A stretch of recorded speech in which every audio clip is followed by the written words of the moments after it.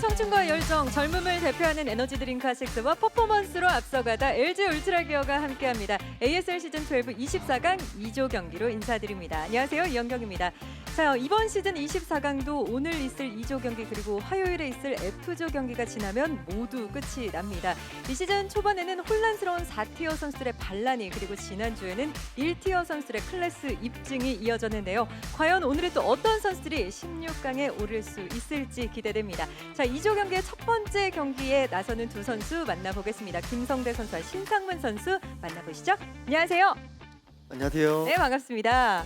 자, 먼저 김성대 선수와 인사를 나눠보겠습니다. 또 오랜만에 이렇게 경기장에 찾아와 주셨는데 24강 경기가 이제 곧 펼쳐집니다. 컨디션은 어떠신가요? 우선은 최대한 연습은 많이 해가지고 컨디션은 좋고요. 잠도 많이 잤기 때문에 컨디션은 괜찮은 것 같아요. 김성대 선수 이 시즌의 성적을 살펴보면 시즌 8부터 조금씩 조금 하락하고 있는 게 아닌가 하는 팬분들의 걱정도 좀 이어지고 있어요. 이번 시즌은 좀 상승세로 꺾어 올라갈 수 있을지 좀 김성대 선수 본인의 생각은 어떤지 궁금한데요. 저는 항상 자신감은 있었는데 이제 대회 때 최근에 계속 떨어지다 보니까 조금 이제 계속 침체기가 된 것 같은데 이번에는 좀 열심히 더 했으니까 최대한 좀 잘해보겠습니다. 준비를 완벽하게 해온 듯한 김성대 선수와 좀 인사를 나눠봤고요. 신상문 선수와도 인사를 나눠봐야죠. 안녕하세요. 네, 안녕하세요. 네, 지난 시즌 10에서 또 엄청난 활약을 보여준 이후 오랜만입니다. 어제 공지로 출격 대기 중 멋지게 폭격하고 오겠다라는 포부를 좀 밝혀주셨는데 이번 조에 대한 좀 자신감이 묻어나오는 공지가 아니었나 싶어요. 네, 준비도 잘 됐고요. 또 이제 알파고 선수랑 같이 이제 좋은 빌드를 만들었어요. 예, 기대하셔도 좋을 것 같고. 네. 그래서 오늘 새로운 별명이 하나 생길 것 같아요. 새로운 별명까지 예상하고 있다. 네, 신파고라고. 신파고. 네, 새로운 별명이 하나 생길 것 같습니다. 지금 이 경기에 대한 기대감이 신상문 선수의 대답으로 확 높아지는 것 같은데 그도 그럴 것이 이번 조에 대한 많은 분들의 생각이 2조 누가 올라가도 이상할 게 없다라는 듯한 반응이 좀 이어졌거든요. 신상문 선수가 생각하기에 좀 조에 대한 생각은 어떠신가요? 솔직히 말하면 제가 1등으로 올라갈 확률이 가장 높다고 생각하거든요, 저는. 네. 왜냐하면 이제 코치진 이제 알파고랑 같이 이제 하기 때문에 시청자분들도 그렇게 생각하지 않을까 싶어요. 내가 가장 먼저 16강에 오를 확률이 높다라고 네. 대답을 해주셨는데 김성대 선수의 생각도 좀 궁금해지네요. 신상문 선수의 이런 엄청난 자신감 좀 옆에서 보기에 어떠신가요? 우선 지금 손은 죽었지만 아직 브레인은 살아있는 저도 김윤환 코치랑 같이 했기 때문에 그 파고한테 밀리지 않는다고 생각하고요. 그리고 피지컬 면에서는 어차피 제가 상문이 형보단 한 수 위이기 때문에 이길 자신 있습니다. 약간 이 두 선수의 경기 스승 싸움이 되겠는데요. 알파고 김성현 선수와 또 이 김윤환 선수의 약간 자존심 대결도 될 것 같은데 김성대 선수는 이번 조에 대한 생각이 좀 궁금해요. 왜냐하면 저그전과 테란전에 대한 좀 자신감은 있으실 것 같은데 중요한 순간 좀 토스에게 발목이 잡힌 적이 좀 있잖아요. 또 오늘 같은 조에 송병구 선수가 있어서 이거에 대한 생각은 어떤지도 좀 듣고 싶은데요. 네, 선수를 떠나서 아무리 그 토스한테 많이 떨어졌어도 저거는 토스한테는 항상 자신감이 있어가지고 토스전에 대한 자신감은 항상 있고요.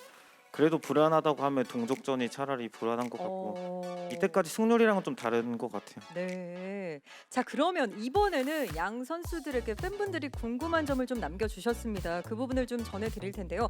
김성대 선수에게 남겨주신 질문입니다. 김윤환 선수에 관련된 질문인데요. 이번 시즌 김성대 선수가 또 예선에서 김윤환 선수에게 도움을 줬다고 들었는데 24강 좀 역으로 도움을 받으신 것 같아요.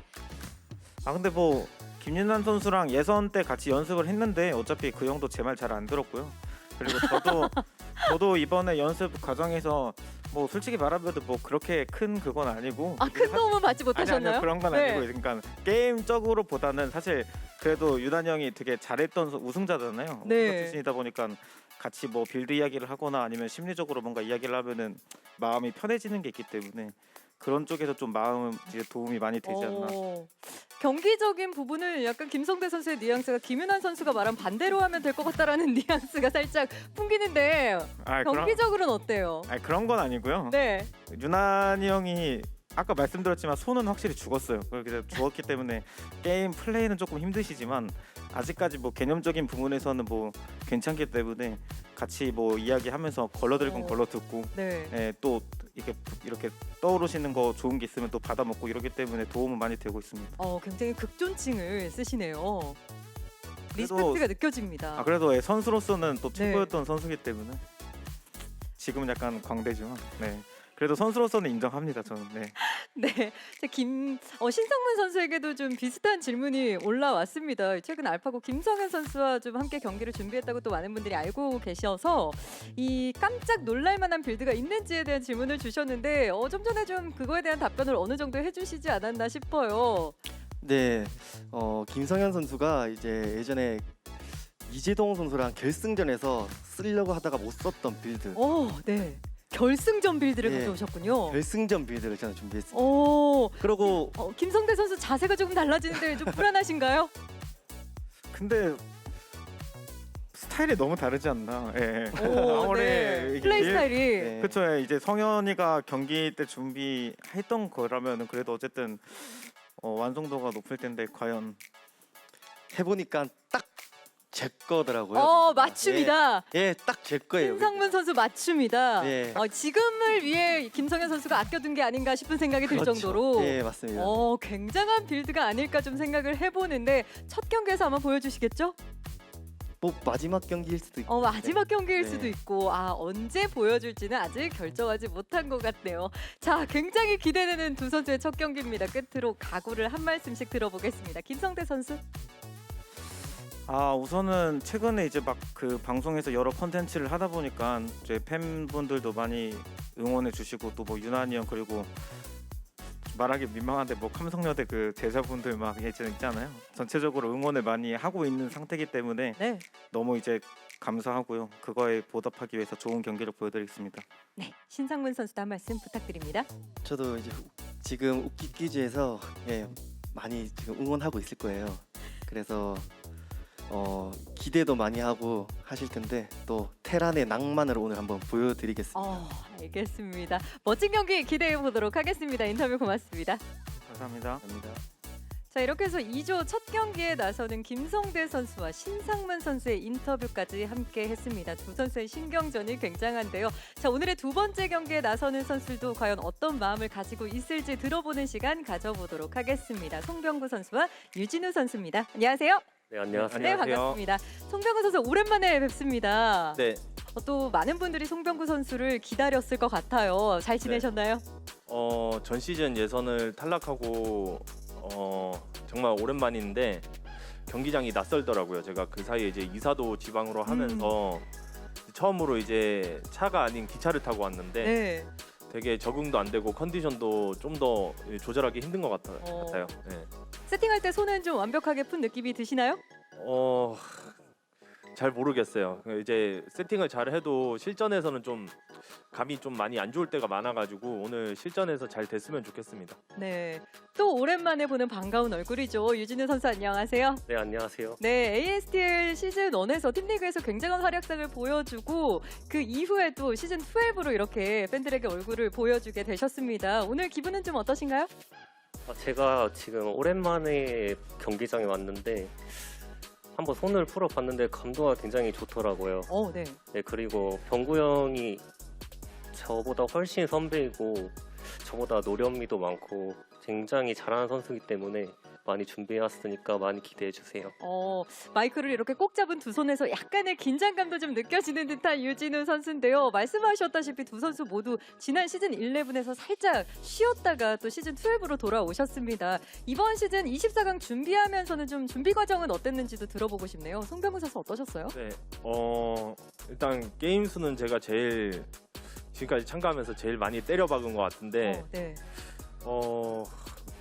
제가 한 시즌 쉬면서 이제 24강에서 맵이 고정이 아니라 약간 서로 밴을 하면서 어떤 맵을 하게 될지 모르는 시스템이잖아요. 네. 그래서 무슨 맵을 빼야 될지 뭐 그런 외적인 걸로 많이 고민을 했고요. 그래서 준비는 나름 잘했다고 생각을 하고 왔습니다.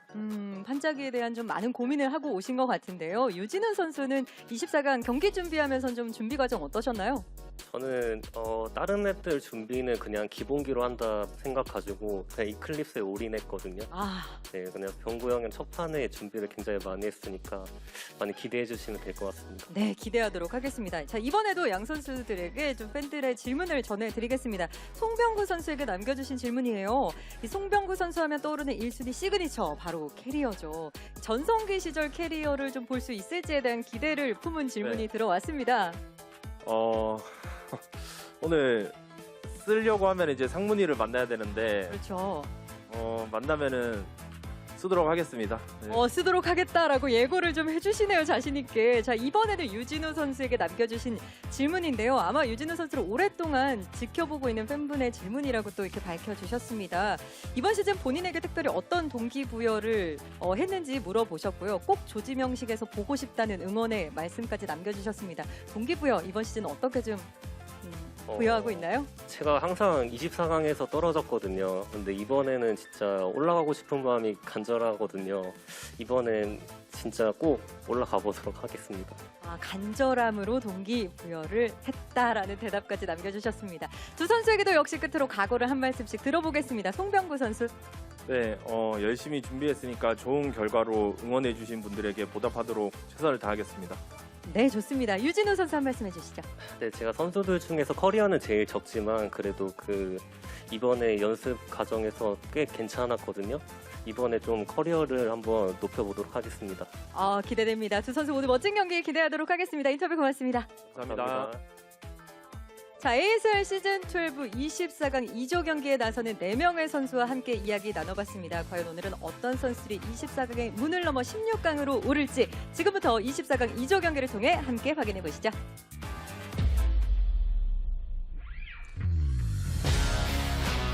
What is up, everybody? We are back with another day of ASL. This is Group E.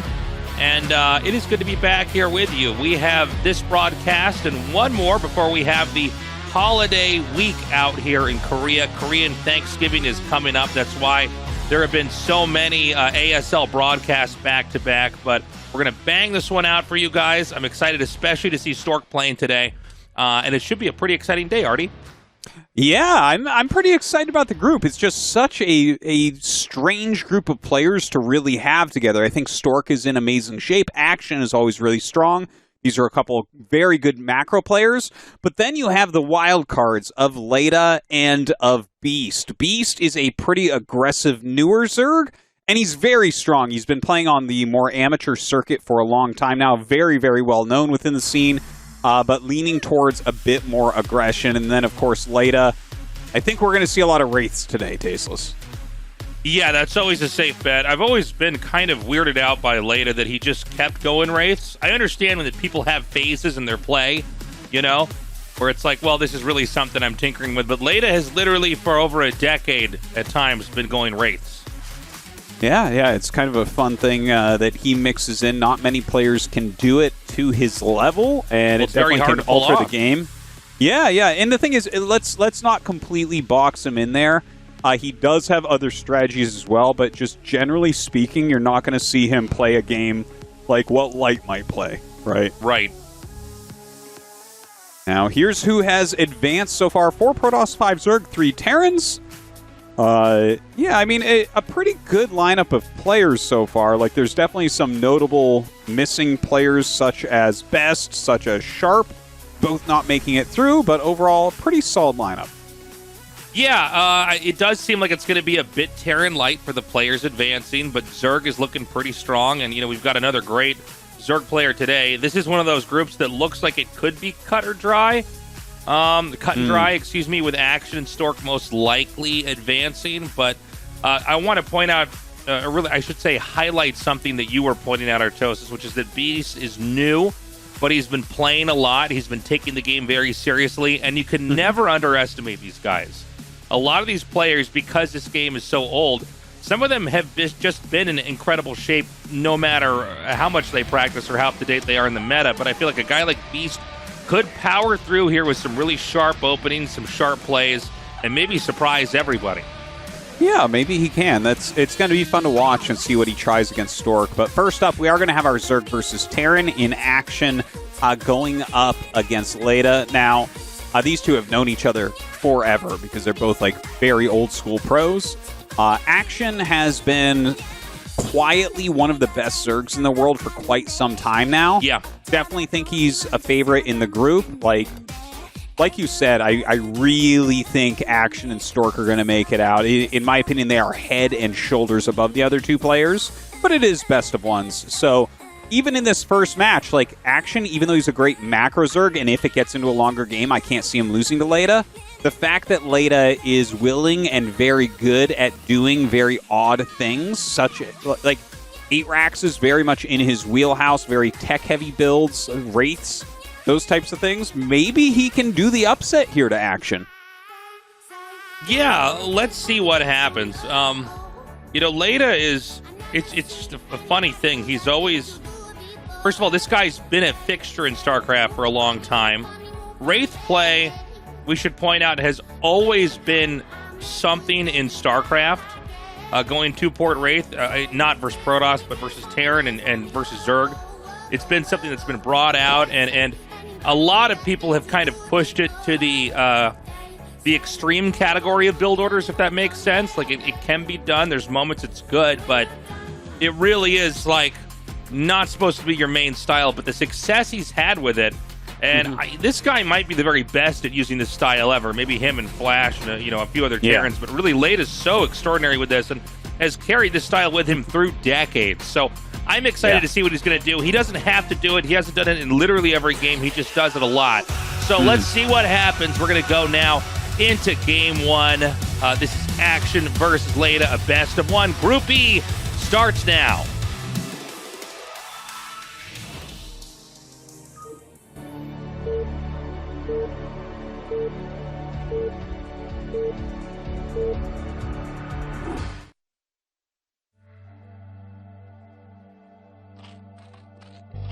All right. Oh, they switched the colors. Leta chose thank black. God. I was like, do we really have to cast caramel-flavored Zerg here? All right, so bottom left is Leta. Top right is Action. 2-player map on Eclipse. I mean, there's a pretty wide range of what Leta could end up doing here.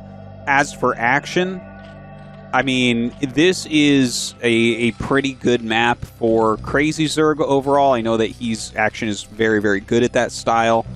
You can play it like a more standard, slower version as well. We'll just kind of keep an eye on that, but it's more likely that Leta will dictate this game than Action, which is kind of a funny, like, twist on things, right? Like, yeah. I mean, Terran can dictate things, but a lot of the times it's like, okay, well, Zerg has chosen to hatch, they have chosen Mutalisk, and now we have to play a game based around that. But if you do play slightly alternative styles, you can have that turned on its head, and here's an 8 Racks to open, so maybe Leta will take control in this way. Oh my God, 8 Racks, whoa, 8 gas? Whoa. No depot. No depot. Sound the alarms. Yeah. I was wondering when we saw the 8 Racks in the main, I'm like, well, that doesn't seem like normally where it's put. I mean, I'm not an expert in this matchup, but, normally you put it a little bit further out to get the Marine even more quickly. So what this, I believe, should end up being is an extremely quick factory. Yes. Like a factory where there's almost nothing to back it. It's certainly not SCVs. This I don't believe should be a long game. No, this is going to be super fast. Dude, he's not even making a depot, okay? This is insanity. Okay, so 155 and it's proxied. Okay, to put this into perspective, the regular factory timing is 2 minutes and 35 seconds. Okay, so this is, 40 seconds quick, and it's proxied. But it's going to get scouted. Yeah, and he checks, he sees gas, so now he will get... he will go for a sunken, but it's not going to be at the right time.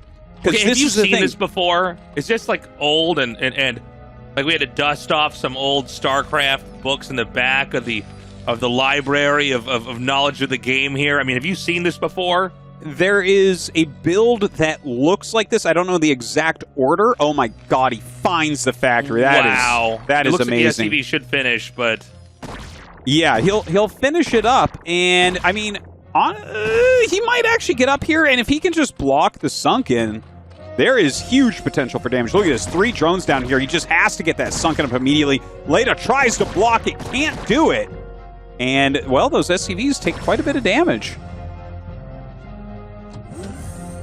So here comes that sunk now. The ramp is plugged up with drones. The sunk, of course, does make very fast, but let's see if he can't slip through. If he slips through, well, there's Lings here as well. I feel like had this drone scout not come in, we would have had a much more interesting game, but instead you're seeing the limitations of sacrificing workers early, especially in a game like Brood War. I know we have a lot of StarCraft 2 fans that watch now that are kind of getting into Brood War now that they've been watching StarCraft 2 for a long time. You only start with 4 workers here. You know, it's not like, you know, the many that you get in StarCraft 2. So when you sacrifice a lot to get something out early on, you're really lagging behind in every other way. Yeah, this is a pretty terrible situation. I think he's going to land the barracks in the main and try to make vultures up there, trying to cover it with his own vulture, but like action just won't let him probably, right? Like I guess with that vulture there, he can kind of force the land, and that vulture might pop out in the pocket. So this is actually very well planned based on the starting positions. I've never seen this. Yeah, this is funny. Yeah, I'm not sure if you're right or not, or to come out on the outside or the inside. I believe it will pop out in that little nook, and if it does, that's... Oh, no, I guess it did not. But still... Oh, and he wiggles it through? Craziness. Yeah, this is wild. Unfortunately, I think there's just enough. And if you look at the placement of the spawning pool, this basically makes for a trap here. Yeah, you get in there and you realize you can't get out. The Hydralisks, by the way, are not normal at all for this matchup. In fact, Hydras are maybe the worst unit in this matchup against Terran, funnily You're probably enough. right, yeah. Considering how good they are against Protoss, it's funny to see how undesirable they are in most situations against Terran, but because there were so many steps skipped economically, the Zerg can really start to put some pressure on here. And between the Lings and the Hydralisks, and I think he might even go Lurkers after this, he can possibly get us around in the bunker. Now, a second bunker's being made. Huh. I tell you, Tastosis, I look at this game and how much of a train wreck it is for Leta. Like, he took some big risks. He got caught. Nothing worked. He has 2 bunkers at his natural with his command center is going to land just before 6 minutes. I don't think that they're, like... You know how the infinite universe theory? I don't think in any of them does he win this game. No, I think this happens in all different possible universes, but in each one... Yeah, this might be what ties everything together, like that Jet Li movie 1, right? Like, is that Leta can never win this game.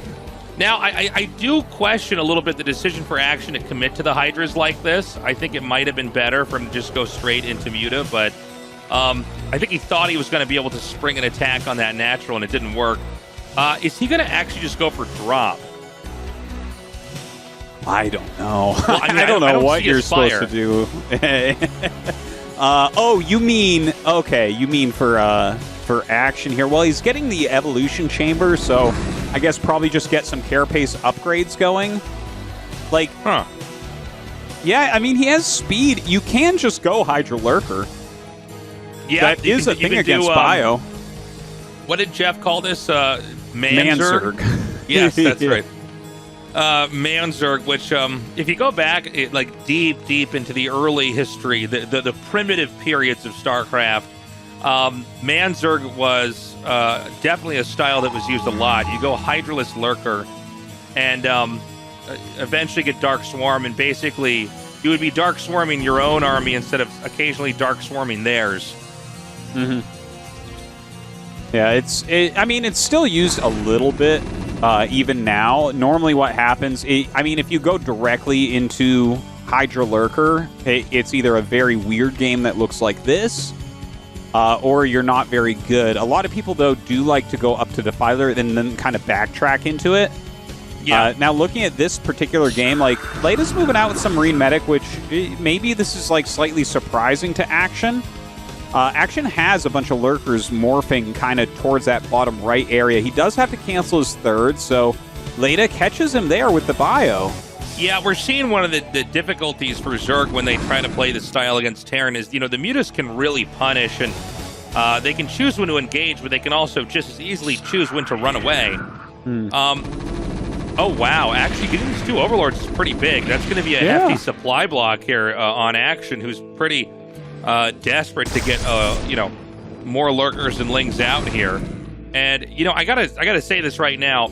If this is misplayed at all here from Action, he will actually lose this game.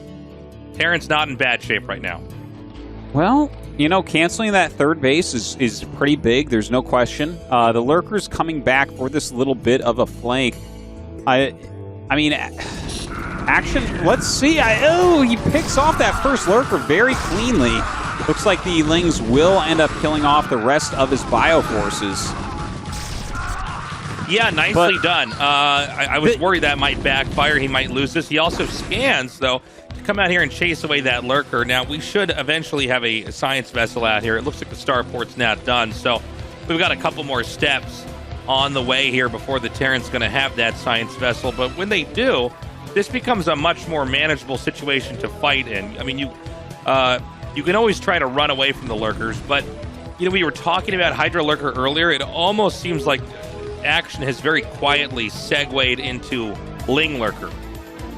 Yeah, and that's probably a bit better here. Let's see if he actually goes Defiler Mound or Ultralisk Cavern at this point. I could see either one being something Action might do here. I think Defiler Mound is clearly a bit better, even though he does have that Carapace upgrade already going. Looks like he's setting up his third base now. A very interesting game here out of Leta, right? Like, everything went wrong, and everything he's doing is so strange and so out there. It feels like Action isn't quite sure of what to do. Well, Leta, we talked about Wraiths and all the weirdness and how much of an expert he is at that, but really, what Leta is, I think at his core, is a player who will always play the unusual game. He will never try to hug the meta and keep that close to him and try to be well-versed in the way other people are playing the game. Instead, he really wants to have his own obtuse approach to the matchup, and I think that's illustrated very clearly here in this opener, in this game, and honestly, the way the game's gone throughout. I mean, his opening was shut down by Action, and yet still here we are. The game's developed into a 2-base Terran versus a 3-base Zerg. It's really not a bad game from Leta at all. It kind of feels like he's recovered it. Like, he's getting into decent production at this point. The Hydras really ended up doing 0 for Action. I think he had some ideas, like it might turn into like massive vultures or wraiths from that point. And, maybe he was countering Leta's style a bit too hard, right? You see the really quick factory proxy. A lot of times he'll go 2 starports behind that. I feel like that might be why he went Hydra. Yeah. But the fact that he came out with Bio to counter the Hydra, he's like Leta's playing his own image, right? He's like abusing Action for trying to abuse him. Yeah, I think you saw Action definitely attempt to hard counter Wraith play by just having the straightforward counter that actually kills Wraiths, which is Hydras. The only reason why Wraiths can work so well against Zerg is a lot of times they don't have any Hydras. They don't have an easy way to deal with a lot of this stuff. Now, Action has actually allowed Leta to push through the map. The vessel's out now, but there were a lot of moments that hold position Lurkers could have been utilized to really punish a Terran who was being a bit too cavalier on the map. Well, I think he was trying for that. Like, when he ran those Lurkers kind of around the other side, but then Leta got into a cool position against him, which made it a lot harder. Now, he is shelling this Nidus. Killing the Nidus is pretty big here. That's almost like a very sloppy position for the Nidus, right? I agree. There's no real reason to put it so far up front there, so Action just kind of throwing that down anywhere. He may have to end up paying for that, but out comes the Defiler. It's the tanks with siege mode, yeah, see, they're not going to do anything against that lurker, so that's going to be pushed back. Has to unsiege here. Does pick off the Defiler, so that's nice. Yeah, one tank does go down. Really shows you the power of just a few Zerglings underneath a Dark Swarm. And I think he's upgraded mines, and now he's making more starports, Tastosis. Dude, I like it. I like it. This is, like, so strange. I've never seen anything that looked like this, ever. And it's definitely very mind-gamey. Like, if Action had seen that factory and, like, he was just, you know, if he was just like, I don't know, I'm just going to go Mutas because, you know, he doesn't know that Leta likes Wraiths, I think that suddenly Leta's in terrible shape. But based on that Hydra, if you look at the position he's in, the fact that he's throwing mines down everywhere, it looks okay for Leta right now. The thing I'm really worried about, though, is the fact that eventually we're going to have, you know, +2 Carapace done and Ultras out. And that's going to be hard to deal with this, like, you know, it's like a 20% mech, 80% bio play. Yeah, well, also with the Ultralisk Cavern here, you know, mines do extremely well. And, you know, a lot of times you see mines used against Zerg when the Terran is actually trying to deal with the Zerg having a lot of the map. The Zerg really is pretty bunched up, pretty squished, pretty squeezed into this corner here. And, you know, Terran should just be able to land that command center at the third, no problem. And the game's going to go on. But let's see how the few lurkers and the few ultras that are going to be in this game fare, because there's enough vessels and there's enough army in general that you can kind of take fights here and there. Yeah, like he can whittle down these types of things, but when the ultras actually come out, he'll have a very hard time. His main army won't be able to fight them. He's going to really need the ultras to do things like run into mines, which is something you can't really guarantee, right? Like, Lings are a pretty good counter to mines. You can just kind of run them through. But Leta's upgrades are pretty on time. Like, look, he's got 2-1. Not bad. I'd love to see the exact upgrades here on the Zerglings. Yeah, that would be nice to know. There are some Mutalisks coming out into play here. Now, with the number of starports that were made, that can only be for Wraiths. Is that correct? No, he's just going to go into vessels from here. Oh, really? Okay. I guess he's going SK Terran with mines at the moment. Got it. Okay, I decided that he was just, you know, Leta, he would go Wraith later on. I was going to say, like, that doesn't seem to make any sense to me, but maybe you can explain why. Yeah, early on is the only time. I saw 3 starports as well. That's why I was confused. Well, he's got 3 gas. Basically, you need 1 starport per gas to spend efficiently.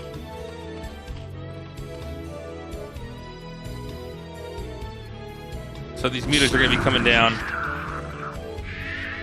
Yeah, nice irradiate going off there. And I'm surprised that he actually went into the mutas. That's a very surprising use of gas. Like, what did he spend? 900 gas making Mutalisks here against 2-1 Marines plus science vessels. I honestly am a bit confused. Maybe he thought that this was a complete mech switch, in which case the mutas would be really interesting because they would force Goliaths out. Maybe they force your army back. But in this situation where it's like just vultures with SK Terran, you know, it's the mutas aren't doing very well. Yeah, I mean, I actually think that Leta could end up winning this game, and that's kind of crazy for me to even say because, you know, Action is such an iconic legend of Zerg, but I think Leta really has navigated this game very nicely and really just stayed in such an alternative approach to the game in general that, like, yeah, what are you going to do? Well, I think Action took some liberties this game and, like, read everything wrong several times to get into this point. That being said, he's not dead. Like, it looks okay for Leta for sure right now, but Action's continuing to get his upgrades. He has those Defilers out, and if you take an engagement poorly here, you could be in some big trouble. Yeah, the mutas are being chased away. A 4th base could come here for the Terran. There is a little hatchery being made at the bottom.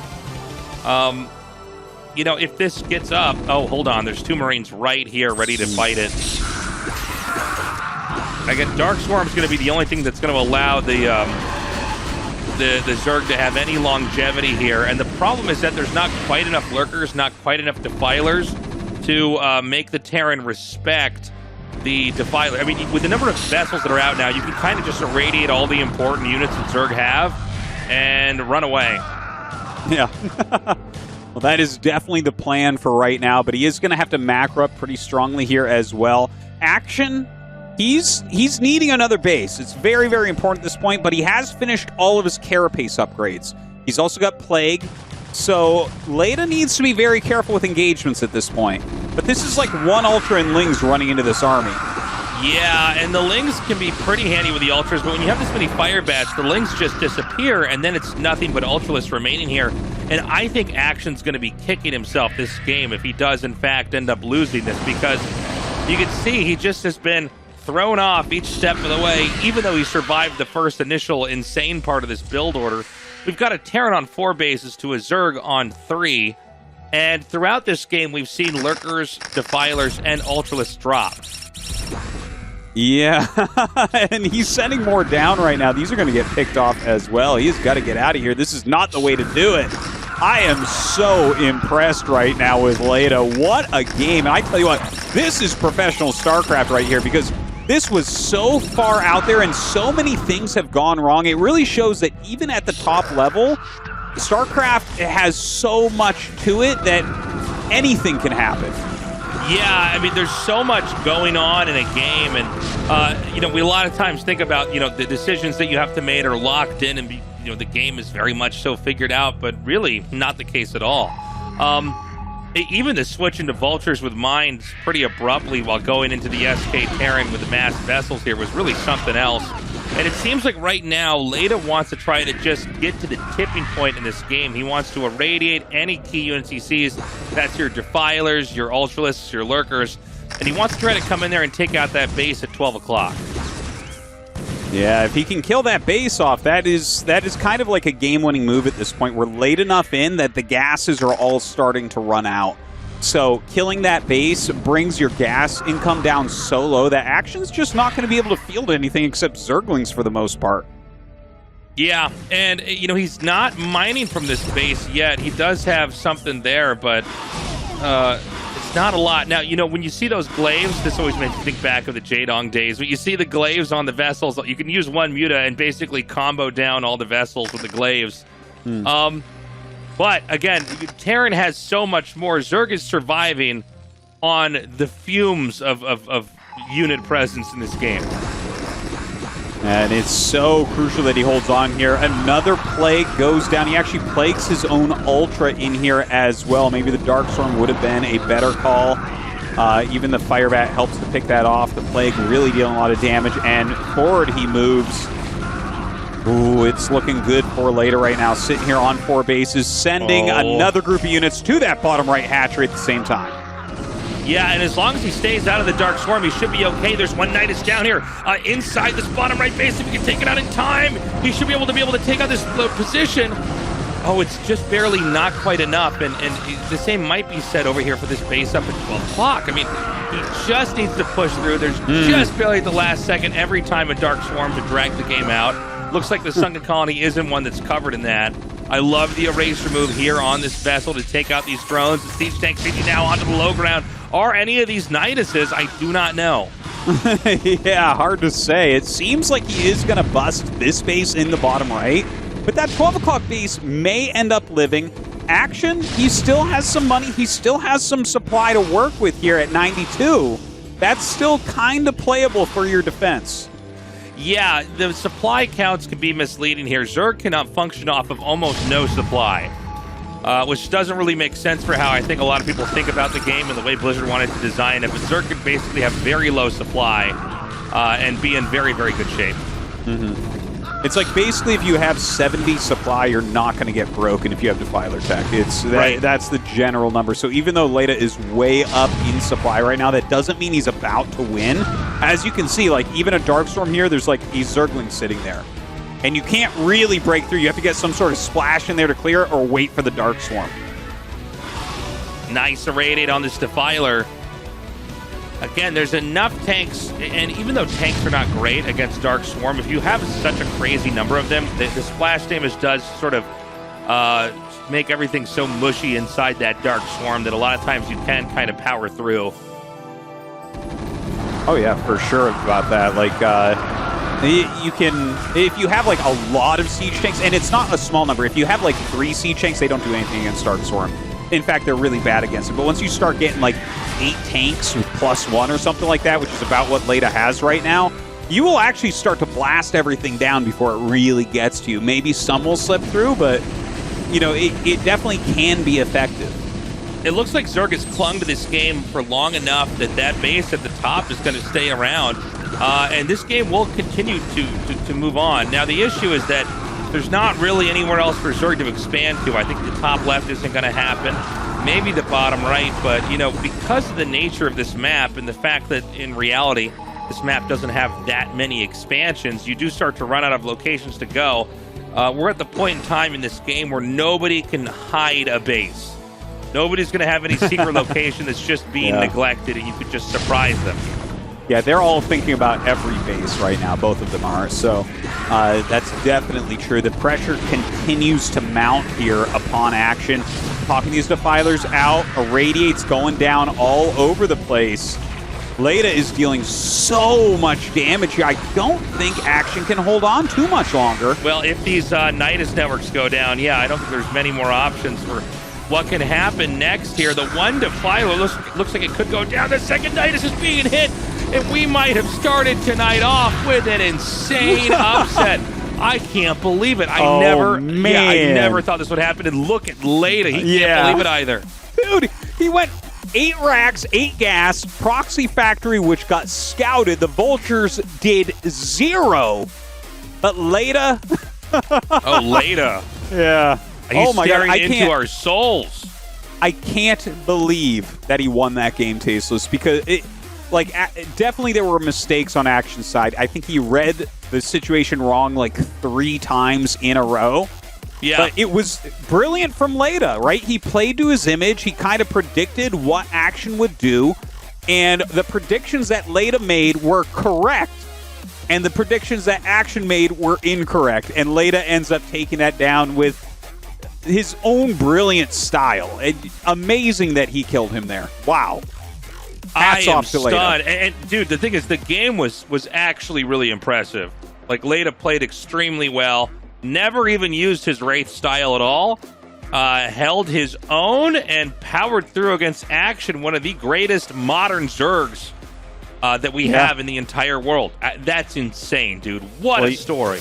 You say he didn't use his Wraith style, Tasteless, but I think he used 15 years of it to get Action to make the wrong units there. Like beautifully done. Leta goes to winner match. We're going to go to a quick commercial break, and when we come back, Stork versus Beast.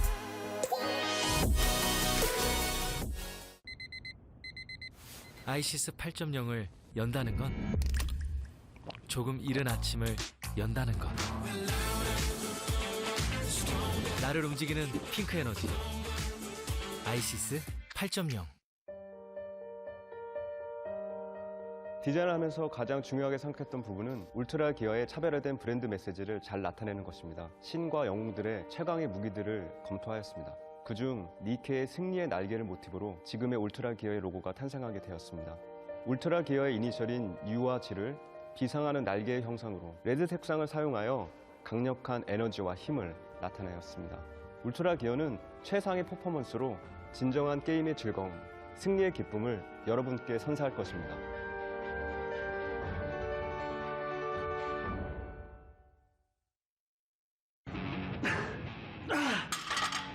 어려워도 이렇게 멈추면 내가 아니지. 오늘이 모여 새로운 날을 만든다. 나의 레벨은 다르다. 어나더 레벨 핫6. 이번 주 등산 어때? 등산 캠핑? 그래서 주말엔 낚시? 내가 낚인 거지. 그래도 나오니까 좋잖아. 일상에서 취미까지 나누고 싶은 게 많은 요즘 시대의 커피 칸타타.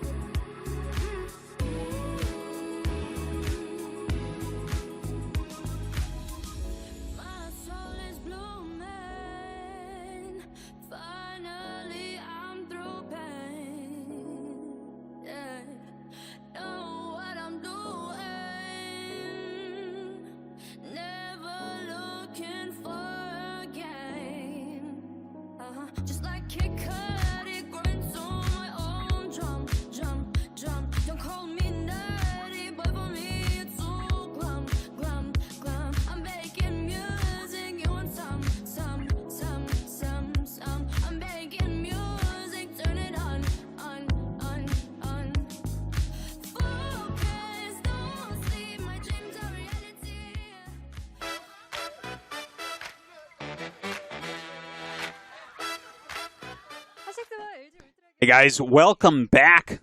A big thank you to everyone who supports us on the Patreon, patreon.com/ASL English. It is because of you guys that the ASL lives on with our casting. And guys, if you want to support the Brood War English casting that Tastosis and I are doing, you can check that out. Yeah, please do. Your support is appreciated. I'm glad that because of crowdfunding like this, we're able to continue to bring you guys high-quality Brood War content from the very best players in the entire world. And talk about high-quality content in that last game, Tastosis. What an insane one that was. That's like an unforgettable TVZ. And the fact that Leta was spotted, caught red-handed, trying to do a super cheesy quick vulture to basically get by the sunk to kill all the drones. And maybe that actually allows Leta to set up into wraiths. I don't know. I mean, maybe we'll see him do it again down the road. But the fact that he got caught and then still won is crazy. Yeah.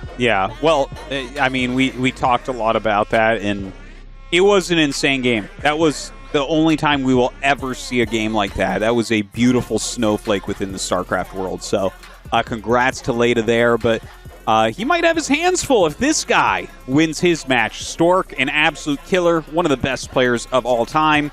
And I tell you, I think he's in great shape right now. I've really enjoyed all of his recent games. Yeah, it's, I think Stork has always looked really good, but has not quite risen to some of the prominence and some of the levels of energy that we've seen with some of the other all-time greats. Since Remastered came out. Do you know what I'm saying, Tastosis? Like, we had these moments where Jaedong was absolutely insane. Bisu has wowed us a couple times in ASLs before.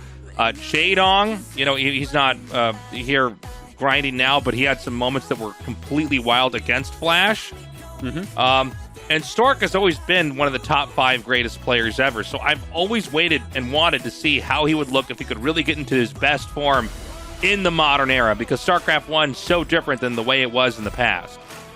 Yeah, well, I think he's still rising his skill level up, and don't forget, like, this guy is married, he has a kid, so I think it's maybe a little bit harder for him to reach those levels that the other guys are.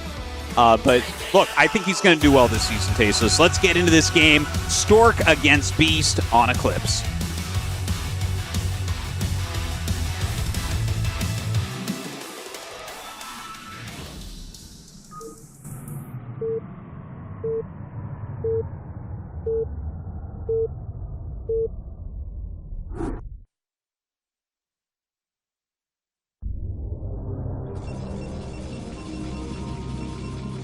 All right, we've got Stork in the bottom left. We've got Zerg in the top right. And I think that this map especially is made for some really interesting PvZs. I think this is a good map in general, but I think PvZ has always been a very interesting matchup on a map like this. And it's definitely been a map we've unpacked a lot on because, it's been in the ladder season forever. So let's see if Stork decides to go for the Forge expand, the Gate expand, or some other type of alternative opener. Yeah, I mean, I think he's probably going to end up going for the Gateway expansion. That's really what he's been favoring lately, the very modern style. Yeah, it brings that probe back, so definitely does look that way. We'll see if it's going to be a 9 or a 10 gate. But kind of excited as well to see how Beast approaches this, right? There's a lot less data on him in some ways, but he's been playing like the tournament circuits for quite some time. He was playing ACS each time, ASL qualifiers each time. He's been one of these top up-and-coming Zergs in Korea for quite a while. Yeah, and again, like I said in the opening of the show, players like Beast you absolutely have to watch out for, because these guys are very, very up-to-date, not just with the meta, but with all the new stuff that people are tinkering with. We do have some of these just larger-than-life StarCraft players who are not always that active, but are good enough to kind of, when they show up, basically qualify, and sometimes they're using older, obsolete stuff. But you got a guy like Beast, he's young, he's hungry, and he's certainly very active. So I think it's going to be interesting. But the problem is he's going up against Stork, and Stork has always been one of the players throughout so many of the ages of StarCraft, has really shown to be a guy that has a better understanding of the game than almost anybody. Well, remember what his nickname was? It was like Lord Commander of No Weak Points or something like that. It like doesn't quite translate correctly, but it kind of points towards the solidity of Stork's play. Yeah, it does not translate. Not well. Who's the red sniper that I used to joke about in the Avertech Intel Classic? That's right. It's like the red sniper. I'm like, yeah, that one doesn't translate either. Yeah, not so well. Then again, I guess if you had a bunch of Koreans watch us with subtitles on, they would just be staring blankly at the screen, wondering why anybody likes us at all. Yeah. So like it's many of our viewers, anyways. But it's hard to get stuff that's going to fully translate. So the first Zealot is coming now, inbound right now, headed up here. There's 6 legs about to hatch, unless we have a surprise drone or 2 in that batch. But we want to see if he can get a few kills. If he can get a couple over here, it may force Zerg to try to all in here. And almost turns and immediately attacks on top of that set of lings. I think he was hoping to try to get a better fight with the 4 lings and maybe take out 3 of those lings. Well, looks like he did have a little bit of glitch in the movement of the Zealot. It danced over those Zerglings for a second, so doesn't get nearly as much as he wanted.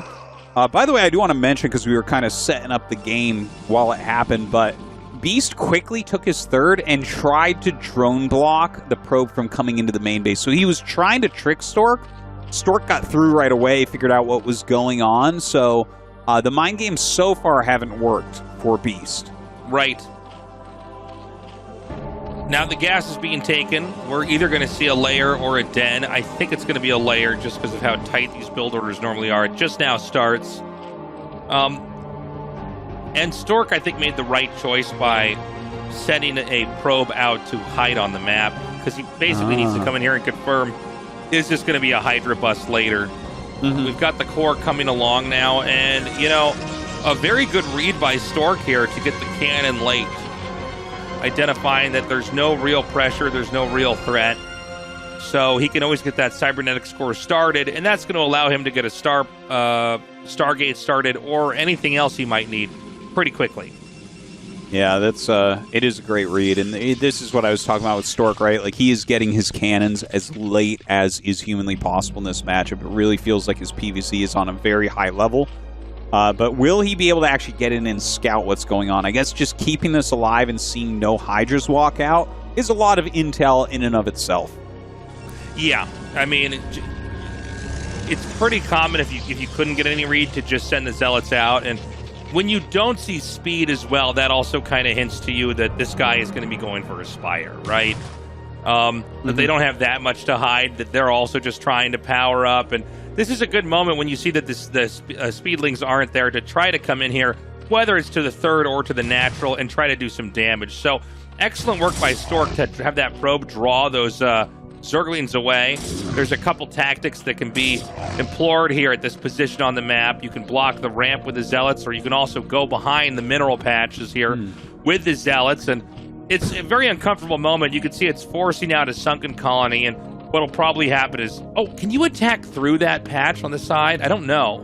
I think maybe if the drone was like right aligned on that patch, maybe that would be doable, but it doesn't seem like it's going to be the case. I love, though, that we have that sunken colony being made. This is always something I think about, like how many Zealots need to be back there to make a sunken colony worth it at this point in the game.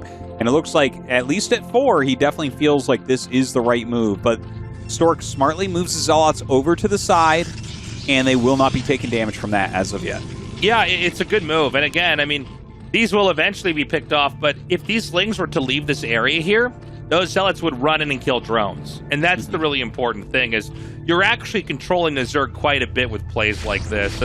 And we saw this used somewhat in the early days of StarCraft, but now we see it used in a very complex level where, 3 Zealots will one-hit a drone. So this is something that just has to be respected. And this is really allowing Stork on his side of the map to loosen up ground defenses, to watch if the 3rd gas is going to be taken, to see if there's going to be extra hatcheries. And basically take full advantage of this. He saw that Scourge come out, so he knows he can try to get this Overlord, and if he can turn around quick enough, He won't die to it. Another big win. Stork is winning in all these little tiny ways that are so subtle, but it's allowing him to mount a pretty impressive lead. And here are those Zealots now going for those drones. I gotta say, I really like Beast's play here as well. I know you've been singing the praises of Stork, who's done a fantastic job, but like the sunken into the single Mutalisk, I love it so much, right? Like the single Muta basically just makes those Zealots come in and trade out however they're going to without wasting too much. Now, we do have him getting a lot of hatcheries up. He has that evolution chamber as well. Meanwhile, Stork trapping a probe there for the Corsair stacking, and I mean, he has all his upgrades going, so I feel like we're going to get into another nice game here. This is already my favorite group of the whole round of 24, to be honest. Yeah, honestly, this has been, so far, a really exciting evening. So we saw, you know, that the Muta was hatched. I believe, yeah, he saw, I think his Mutalisk was attacking those Zealots, if my memory serves me correctly. Yes. So, yes. I mean, from back at this moment, you want to just keep making Corsairs and power up. Now, one of the things that's funny about this is that the Mutas are a threat, but so are the Hydras later on. You're spending gas making these Corsairs come out over and over. Sometimes you'll see players make an Archon if they really think the Mutas are a threat, but it's very easy and not very expensive for the Zerg to make Hydras behind this. So this is a very difficult moment for the Protoss. Well, there are a good amount of Mutas out. I haven't seen that many Scourge, but the Corsairs moved across the map. They don't have +1 as of yet. They do.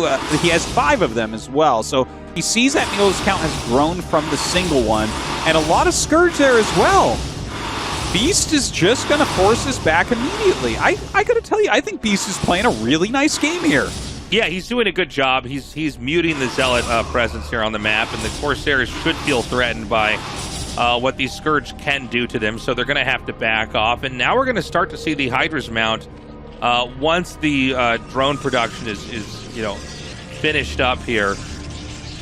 But it's going to be a tricky game. You can see that it's forced more cannons over here on the Protoss side of the map. The gateway explosion is a little bit later than I think any Protoss player would ideally like. But, you know, if you mismanage your Corsairs against that fleet of Mutalisks and Scourge, you could just outright die. And that's definitely going to be something he has to watch out for. Look at this 4th base, by the way. I feel like, okay, I've seen a lot of PVZs on this map, and I feel like every Zerg takes the more natural 4th and not that corner. But is that like the right play? Because it seems like Beast has decided to take that bottom right. I think bottom right's a stronger play if you have the Mutas out like this, because they can't scout it. Okay. Yeah, the problem is that when Protoss gets put in this situation, I mean, this is the whole reason why you start out going Corsairs, is so that you can scout and figure out what the hell's going on in the game. But once the Scourge come out, the map becomes a dark and ambiguous place, and so I think expanding down there's a smart move. One thing when you see Scourge and Mutas coming out like this, and you see the Hydras massing behind it, Lurkers can't be in as high of numbers. That's a very important thing to keep in mind. Okay. And Lurkers really do require the Protoss to behave differently. But for now, I think Stork's going to find this. Yeah, it looks like that Speed Zealot going to go over and check. He does have some sort of red dot up at the regular 4th, so he has to be looking at that and saying, you should have a 4th base by now. You know, sometimes it's what you don't scout that tells you the most information. So he does end up finding that. Dragoon's starting to pile out now, a decent amount of High Templars with a lot of energy here. Looks like he has about 6 Storms ready. But that is a lot of Hydras. Look at the supply of Beast. 126 already. Yeah, it's pretty crazy, isn't it? I mean, he's got a very serious ground and pound army. You know, it's interesting. There was no Archon made. Stork did not waver on that. He stayed back and just made his cannons. And I think Stork's got a very good handle on this, realizing that, you know, it's so important that he actually has enough Psystorms to kill off the Hydras. As long as the Corsairs can escort the Templars, he should be fine. Now, here comes the big fight now. We need to see how well these Storms connect. Beast with very good control doesn't really lose that much to the first Storm. And it looks like that base will be picked off. So this is a very strong kill for Stork. I would say a crucial kill for Stork. I agree. But can he now secure his own 3rd base and hold off Beast's advances?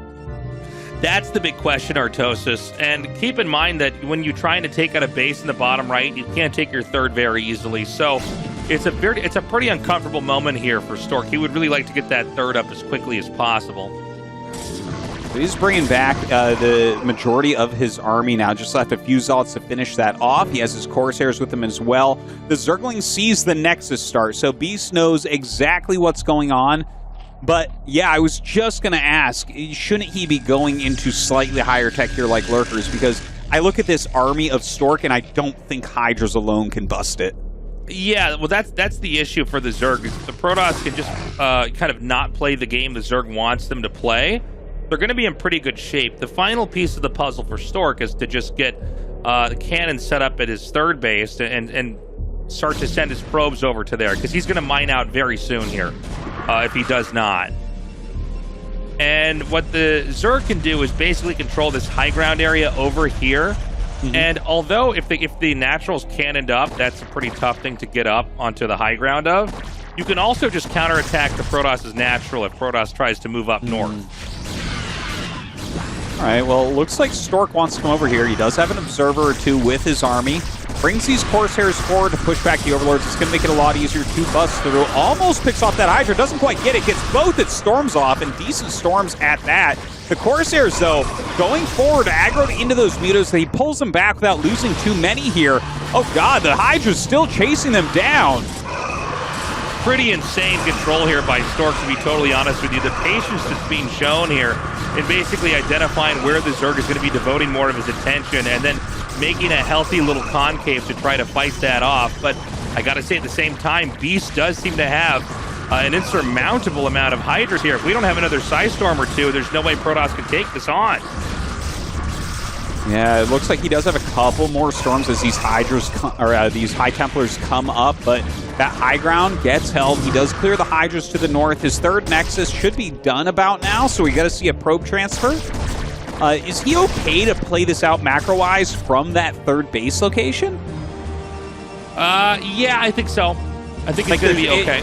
I guess what I'm trying to ask is, like, is he under a lot of pressure to attack Beast right now, or can he kind of sit back a bit longer? Oh, well, you definitely want to be able to try to put some pressure on here, right? Because as you can see, there's no Lurkers. It's just Hydras that are moving out. I guess we have these 2 Lurkers here, but you know what I'm saying. It's not like there's 9 Lurkers back at that place. And what the Zerg's trying to do is set up a contain and maybe take a fight. If he can... Whoa, that storm is insane! If he can basically Protoss takes this fight, there is nothing to defend back at home. So Zerg is basically trying to win the fight here so that he doesn't have to defend at home. Yeah, this is pretty crazy. Stork doing a very good job here. Of course, we see that Beast is still on layer tech. Stork gets that scout, which is very, very valuable. He does have good upgrades right now as well. You can see 1-2 upgrades already done here for Stork.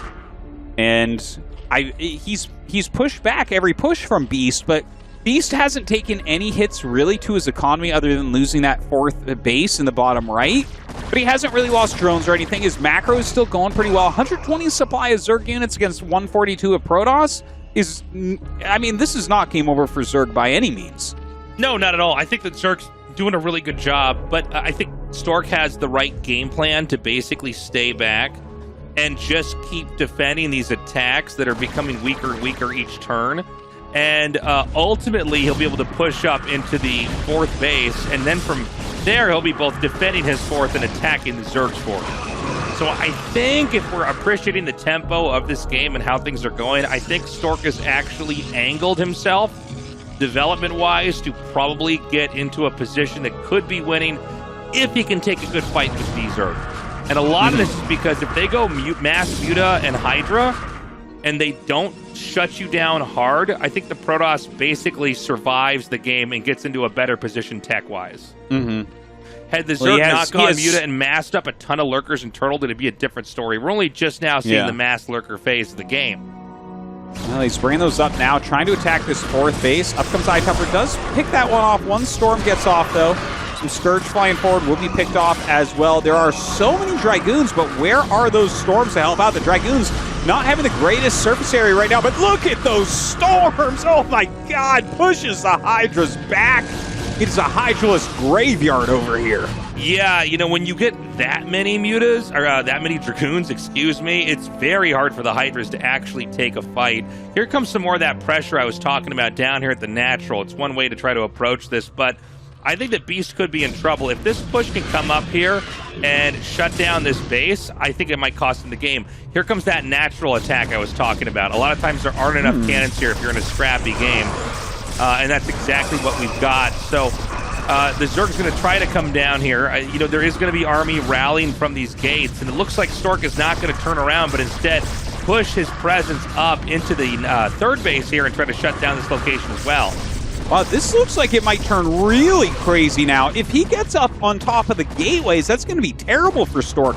But can Stork kill off this third base? He's already killed the fourth. Yeah, I think he's going to be okay. As long as he keeps making from his gateways, he's going to get up into that third base area. We see some DTs coming out now. Oh, but the Overlords are there, so they don't get that much done. Some good storms go down as Stork tries to break through this third. But look, if you lose the natural and main base here, if that happens, Tastosis, ooh, that was a nice storm right there. Does the two-base Zerg, are they in better shape than the Protoss that only has a couple expansions? Oh, no, I think Protoss is okay. I think with the bases they've got mining, I mean, this is going to be cleared out up here. I don't know what's at the natural, but you could start to just be making reavers at your other bases, making gateways like we see over here. You know, if you have enough cannons, the Lurkers and the Hydras can't really break you. And again, I mean, this is an economic death sentence here for Beast. In fact, he's going to lose his Hydralisk Den if that's not already remade. But the natural's close to mining out. And again, Protoss has good vision of the map. So although this was a pretty insane game and a pretty cool back and forth, I don't think that, you know, the Zerg can truly recover the way that Protoss can. Protoss has a better army, right? Protoss can actually come back down here and fight everything that Zerg has. And even though the Stork's base is in shambles right now, it's undeniable that he has a much more functional economy to back this with the two bases that are extremely mineral rich, with the fact that he has observers and all this other tech. I think he just takes this fight and wins. Well, hold on. If he can pick off the observer, is there no robo right now? I don't believe there is, but, well, I was oh about to say, it's just like my games. Oh, he wants that observer so bad, Tastosis, and he can't have it. He's still looking, man. Oh, he got it. It only costs like 10 Hydras, and there's another observer right there. Oh, that's funny. He probably doesn't even realize it's there, to be honest. So, yeah, that could be. Stork does fit as many gateways as he can at his fourth base. I mean, there's a little bit of buildable terrain at the fourth and at the third, so he can make some stuff there as well. Zealot finds and cancels the new third. You know, I guess one thing that works for Beast well, yeah, okay, that's it. GG. GG. Hey, that was a game, great though. PvZ. Dude, this is the best night so far, honestly. Like, this is... I'm caught off guard with how good these games are. Yeah, same. I can't believe it. So this means we're going to have a ZVZ for the losers match with Beast versus Action, and a PvT in the winners match with Stork versus Leta. Yeah. Stork looking poised to probably get out of this group in first place. I think he's going to be more than a match for Leta. Going to be hard for him to trick his way out of that one. And then, of course, that Zerg versus Zerg that's going to be coming up. That's dangerous territory for Action. No one is invincible in Zerg versus Zerg. It doesn't matter if you are a round of 8 guy like Action. You can lose to a round of 24 guy like Beast. Yeah, you better beat Jaedong or somebody. I mean, I don't know. I think this is going to be a fun one on both sides. And let's see how Leta does in a TVP. I mean, he blew us away in that TVZ. I'm sure he's got some great stuff in store, not just with technique, but with planning build orders as well. Guys, we are going to go to a short little break, but when we return, we will go to the winners match of Group B and decide who will be the next player to advance to the next phase of ASL.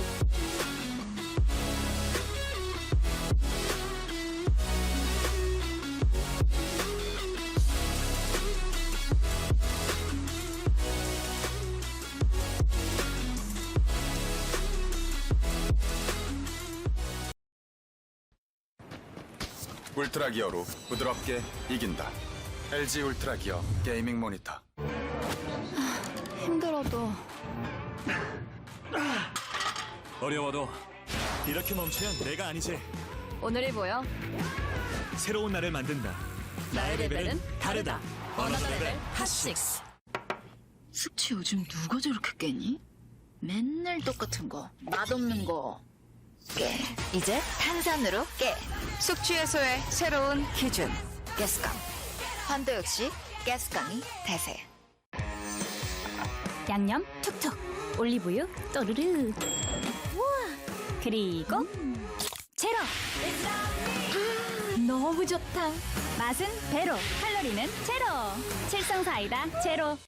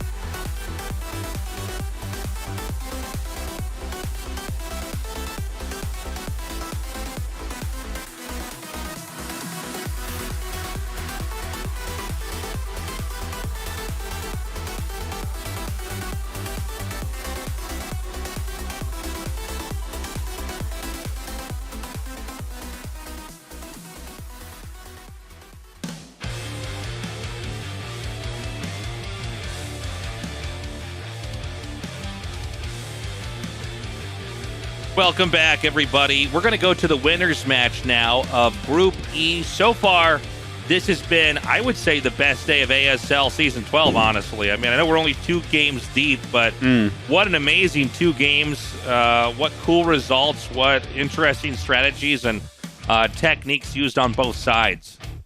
Yeah, they really were very entertaining games, and I hope that we have more of that, but I have never been so afraid for a Terran as I am for Leta right now. Okay, not only is he playing against Stork, and also for Leta, in my opinion, this is his weakest matchup, because Terran versus Protoss, like, there's a certain number of tricks you can pull out and pick up some wins here and there, but at the end of the day, you really need rock-solid mechanics. You need to be able to really produce to kill off a Protoss player. And that's where I think he's a little bit weak, and I think that's where Stork is strong. And then you put on top of it that we're going to be playing on Ascension, which is a great map for, like, holding on against... There's not, like, timing pushes here, right? Like, you can't just go, like, 4-fact here. It's not a very good build. So I'm not sure what Leta's going to try to pull out, but I think it's very Stork favored in a number of ways. Well, we're going to get into it right now, and I couldn't agree more. I don't think the Terran has the same type of tricks up their sleeve early on that Protoss can have, and I think this map in general makes some real complications for Terran trying to push in. And that being said, Stork is also just amazing at so many different approaches to this matchup. Truly one of the GOATs of the game. So good luck, Leta, because he's going up against Stork right now on Ascension.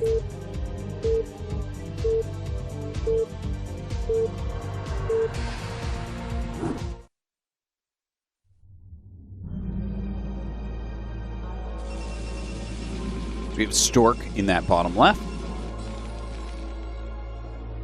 And Leta in the bottom right.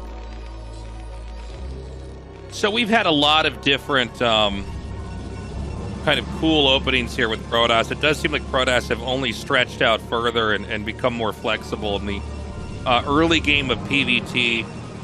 There are answers for Terran on how to deal with various openings, but you know it's the sheer range of different ways you can approach the matchup. We have seen Nexus First still maintain popularity, and you know Nexus First isn't a one-size-fits-all build. There's a lot of different types of Nexus First builds, but I'm curious if we're going to have anything like that this time around. Yeah, well, it is a very good build on this map specifically as well, but like remember that forward racks that we saw, where that's how good it is on this map, that some people are risking their entire tournament life on catching you doing it. So right. When I think about the match between these two, I think that Stork should just play a standard build, because I think if he doesn't lose all of his probes at the beginning of the game, he will win.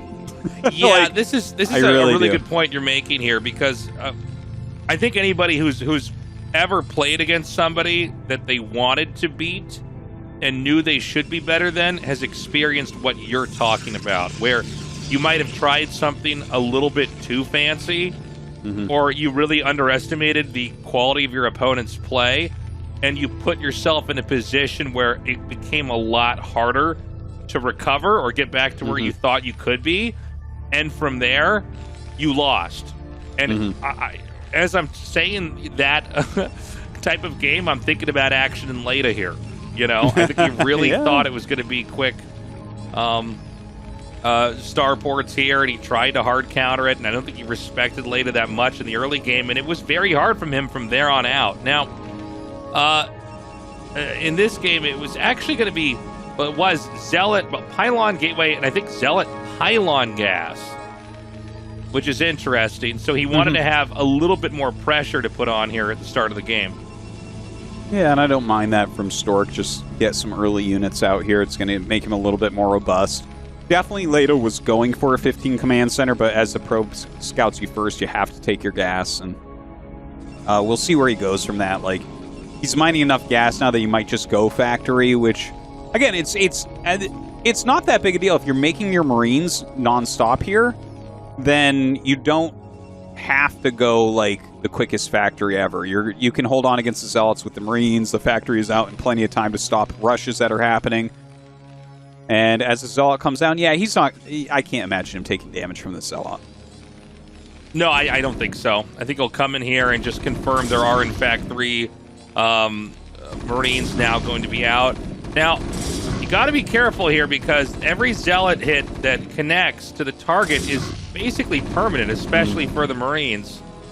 And the probe, of course, yep, there we go. Can 2-shot a Marine after a Zealot has hit it 2 times. So really forcing some honesty here out of the Terran. And as long as Stork doesn't drop that Zealot, he's only ahead. Yeah, that was nice. He did a good job there. And back at home, he does have his Nexus on the way before the command center. And when you see the Nexus coming up before the command center, it becomes a little bit harder to continue pressure as Terran. You're kind of on the back foot already because they're going to be able to add on that production a little bit quicker. So, not that it's not like the position of Leta is unplayable, but he definitely does not have the advantage from the early game. Yeah.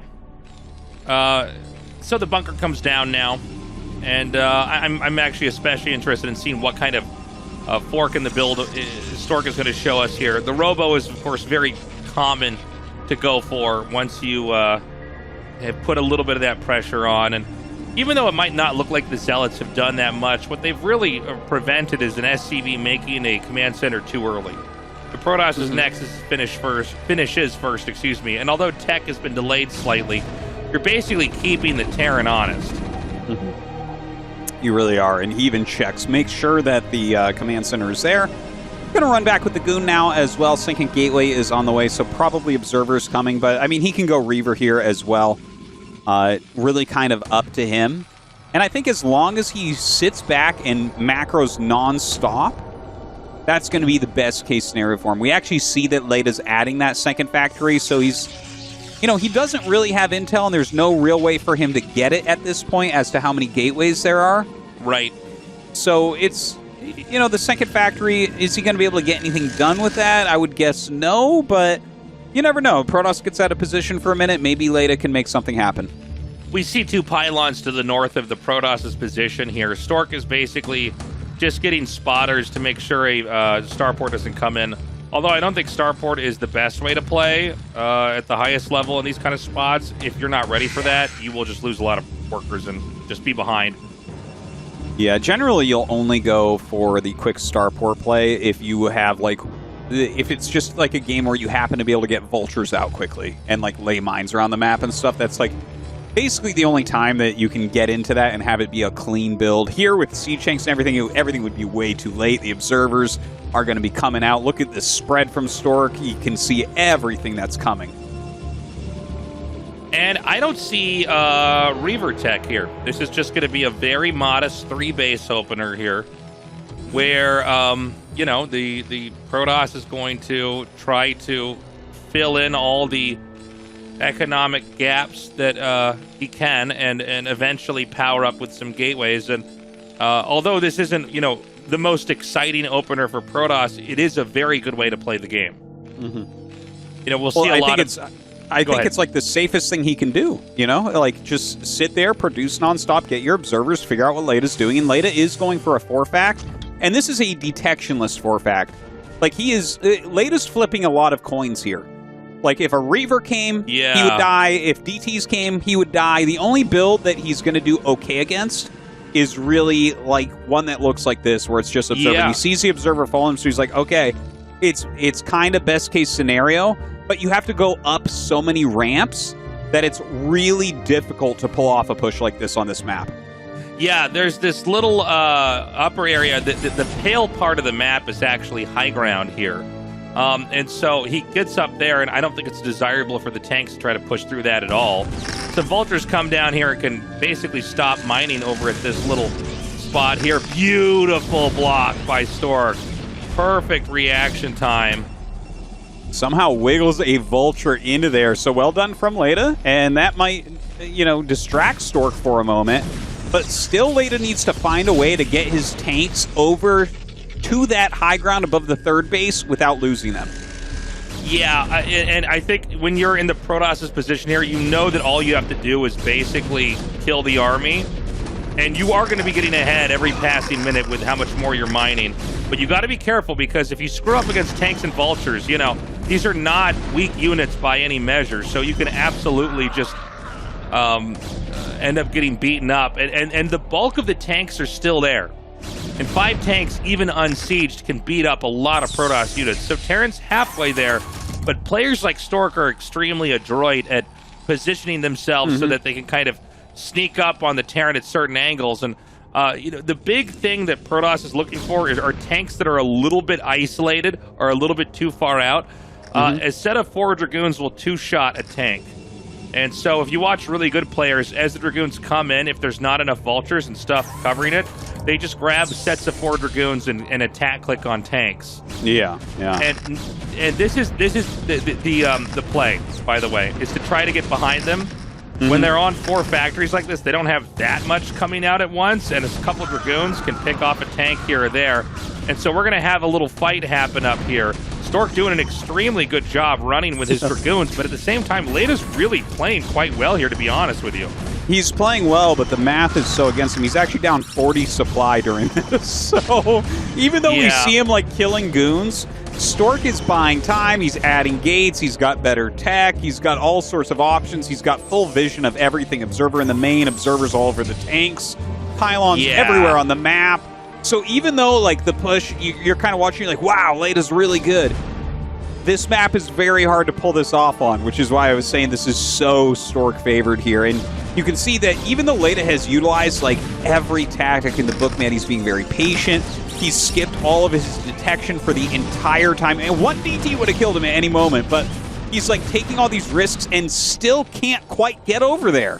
Yeah, and I don't blame you know, Leta for trying this. The problem is with these rushes, they either look like there's no way for Protoss to stop them because they worked right away, or it looks like it would never work against Protoss in a million years because they delayed it by, you know, a minute and a half, and by then the machine for production on the Protoss side of things is already set up, and it's just hard to ever manage anything against it. Well, Leta this is why most build orders that are in the realm of kind of macro style plays, you always end up with a 3rd base before anything really important happens in almost every matchup except for ZVZ. Yeah, it's certainly true. Like on 2 base, look at how all in Leta is. He doesn't have like upgrades going, right? He doesn't. Right. Do we even have scanners yet? I don't think so. Does he have an armory now? Okay, that's cool, but he's still down 40 supply. That's cool. Yeah. It's such a difficult spot right now. Like with a regular macro opener, you'd be on 120 supply right now. He's on 88. He's trying to push into Stork here, who's on 130. Wraiths come up and kind of push back the shuttle. So I think the Wraith ad was really smart. It was probably, in many ways, for Leta, more efficient than trying to get into Goliaths and using up that factory build time. Look, he's getting closer to where he wants to go, so that's good. Okay, here we go. An attack in here, and he only unloads a Zealot. Wow. Okay, hold on. There's actually a possibility this backfires for Stork. It's still going to be hard here, but when you lose the Observer and the Shuttle, and turrets start to be made, keep in mind how kind of awkward this area is for Protoss to move and circulate units around it. You need a couple Observers really to spot. But look at Stork now with Speed Zealots coming out, and that's kind of the end game here for these siege tanks. 3 Vultures will not be enough here.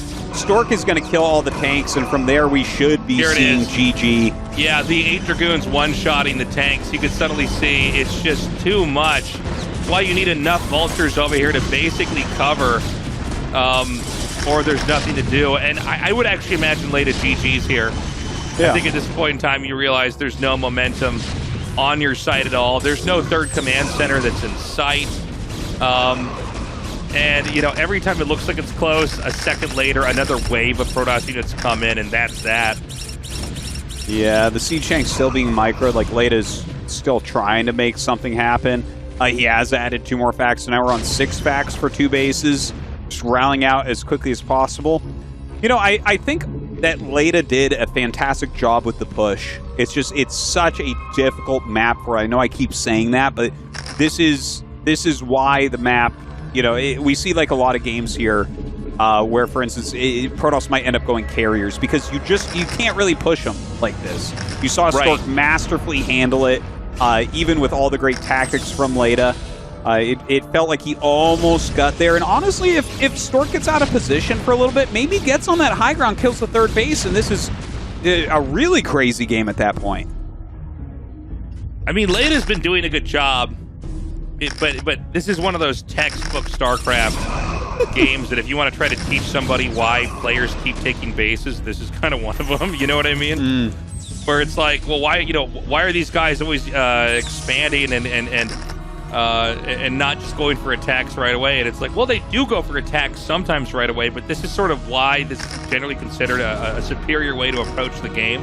Now, is this a Reaver or what is this? I think it's it is Reavers. Okay, I didn't even see the Reaver tech. This is news to me. Yeah. Well, there's that Reaver drop we were talking about, and look at the amount of damage. Oh my god. Wow. We already have 10 kills. We have like 13 kills. The goons coming in from the side, picking off some reinforcements. Stork has actually even ran into a lot of mines at this point. Leta gets down and looks like he might end up killing this Nexus. So that's a huge kill right there. Some DT's going to get on top of these siege tanks. See if he gets that scan off.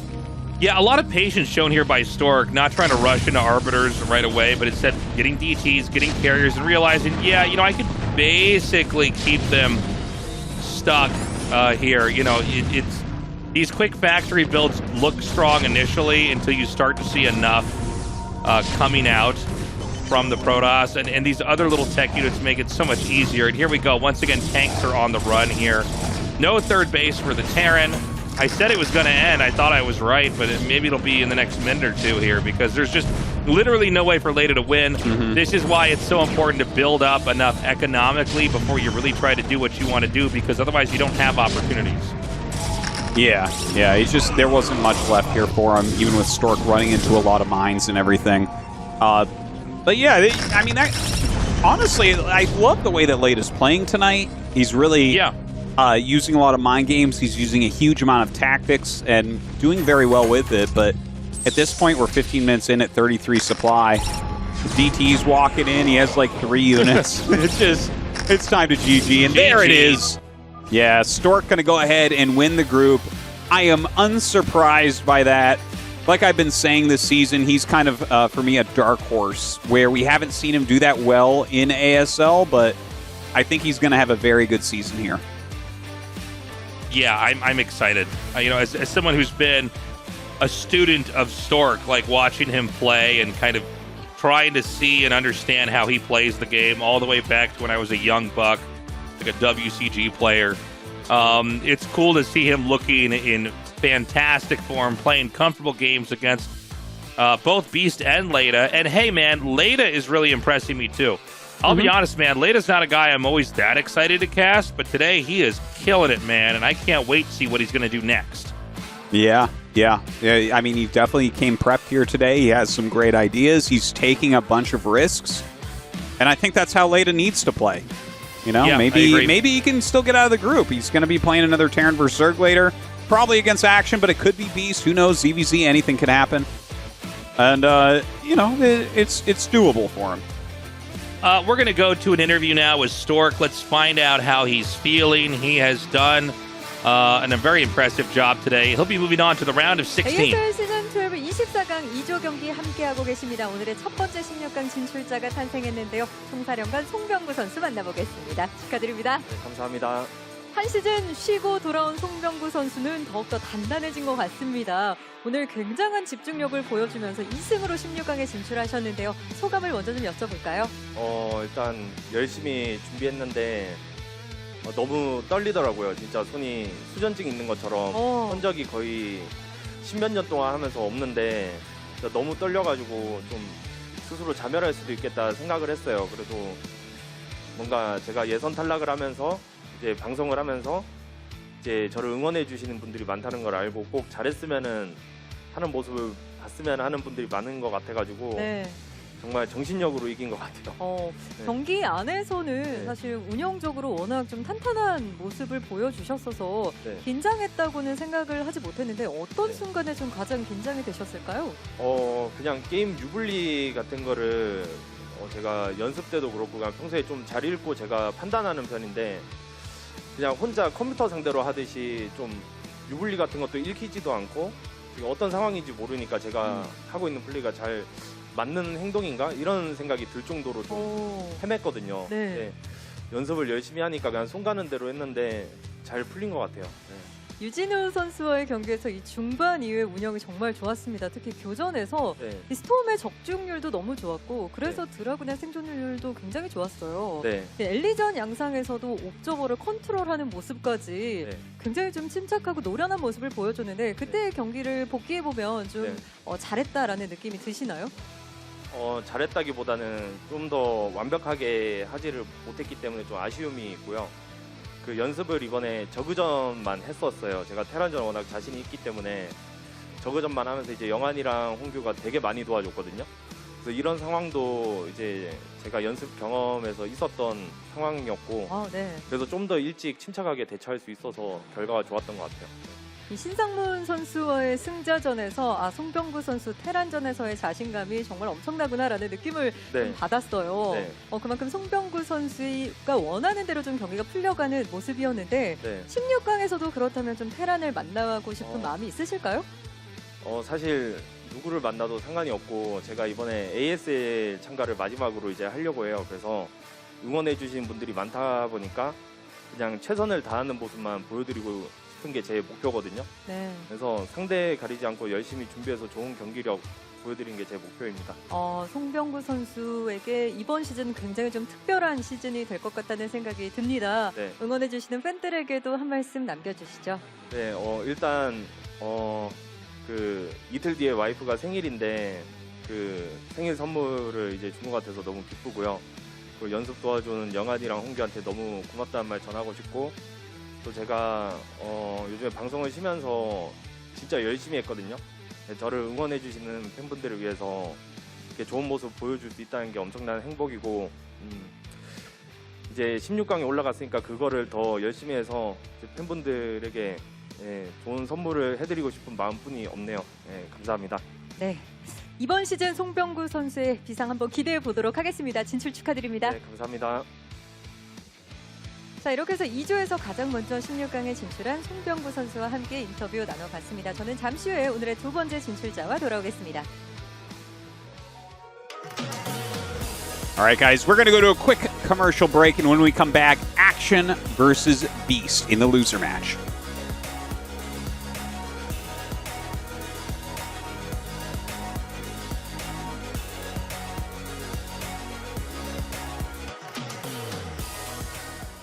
이렇게 좋은 날엔 홈캠핑이지. 홈캠핑엔 고기, 고기엔 칠성사이다. 맛있는 자리에 빠질 수 없는 청량함. 완벽하네. 칠성사이다. 울트라 기어로 부드럽게 이긴다. LG 울트라 기어 게이밍 모니터. 야채 착착, 당토 톡톡, 아보카도 슥슥, 그리고 제로. 이렇게 맛있다고? 맛은 배로, 칼로리는 제로. 칠성사이다 제로. 힘들어도 어려워도 이렇게 멈추면 내가 아니지. 오늘이 보여. 새로운 날을 만든다. 나의 레벨은 다르다. 어너더 레벨 핫6. 아이시스 8.0을 챙긴다는 건 건강한 생각까지 챙긴다는 것. 나를 움직이는 핑크 에너지. 아이시스 8.0. There's no way home, and I have no mercy. There's no way up, so I'm going down. Still I keep on living, so you pull me closer. When I have no mercy. Let's carry on. No reasons to stop it. I wouldn't do it on my own. I can't deny it. Still trying to build and trying to be.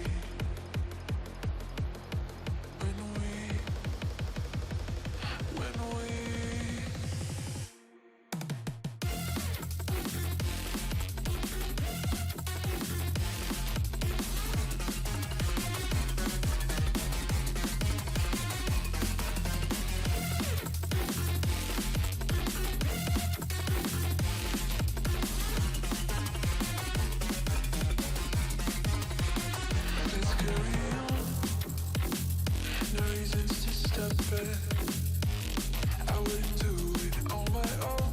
I can't deny it. Still trying to build and trying to be.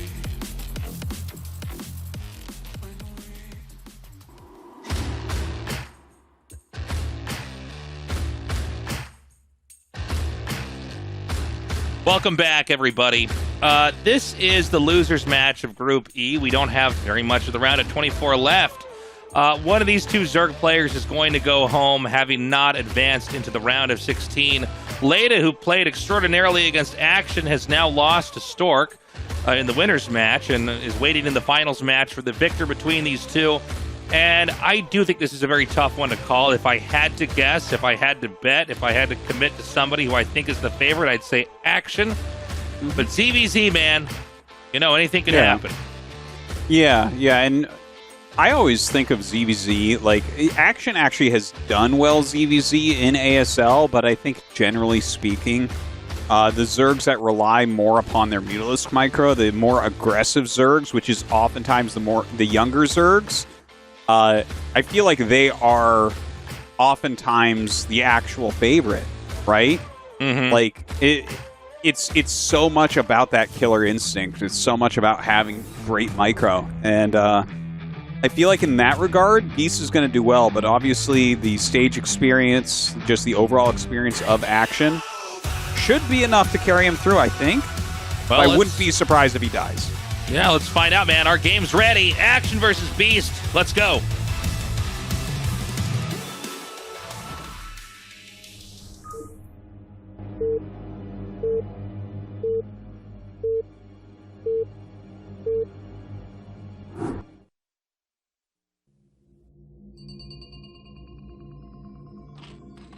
All right, so we change have the colors.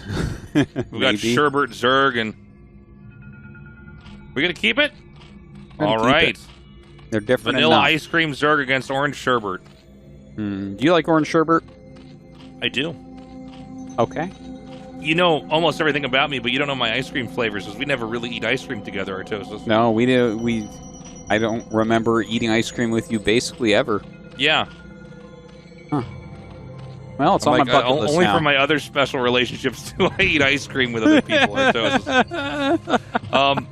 This is what you say for your girlfriend instead That's of right. me. I'm like, no, honey, I would never eat ice cream with him. So we have both the Overlords actually scouting to the north. Let's talk about ZVZ a little bit here. I feel like we don't end up casting that many ZVZs, but I actually do enjoy the matchup. I think it is very interesting. Sometimes we joke about how, there's not as much for us to talk about, but it's really because the matchup functions in a very different way from the other matchups. Macro's not really a thing like it is in other games, and some of the little hacks, so to speak, inside the game that players know, like how to make a worker go on a patch and mine a little bit faster because of a certain angle, or how to set up two links perfectly to do something important, like get a better fight, matter a whole lot more because everything is magnified in this matchup. Every drone that's killed is huge. Every ling that kills something or is lost is a big deal. And dropping a Mutalisk can be basically a game ender.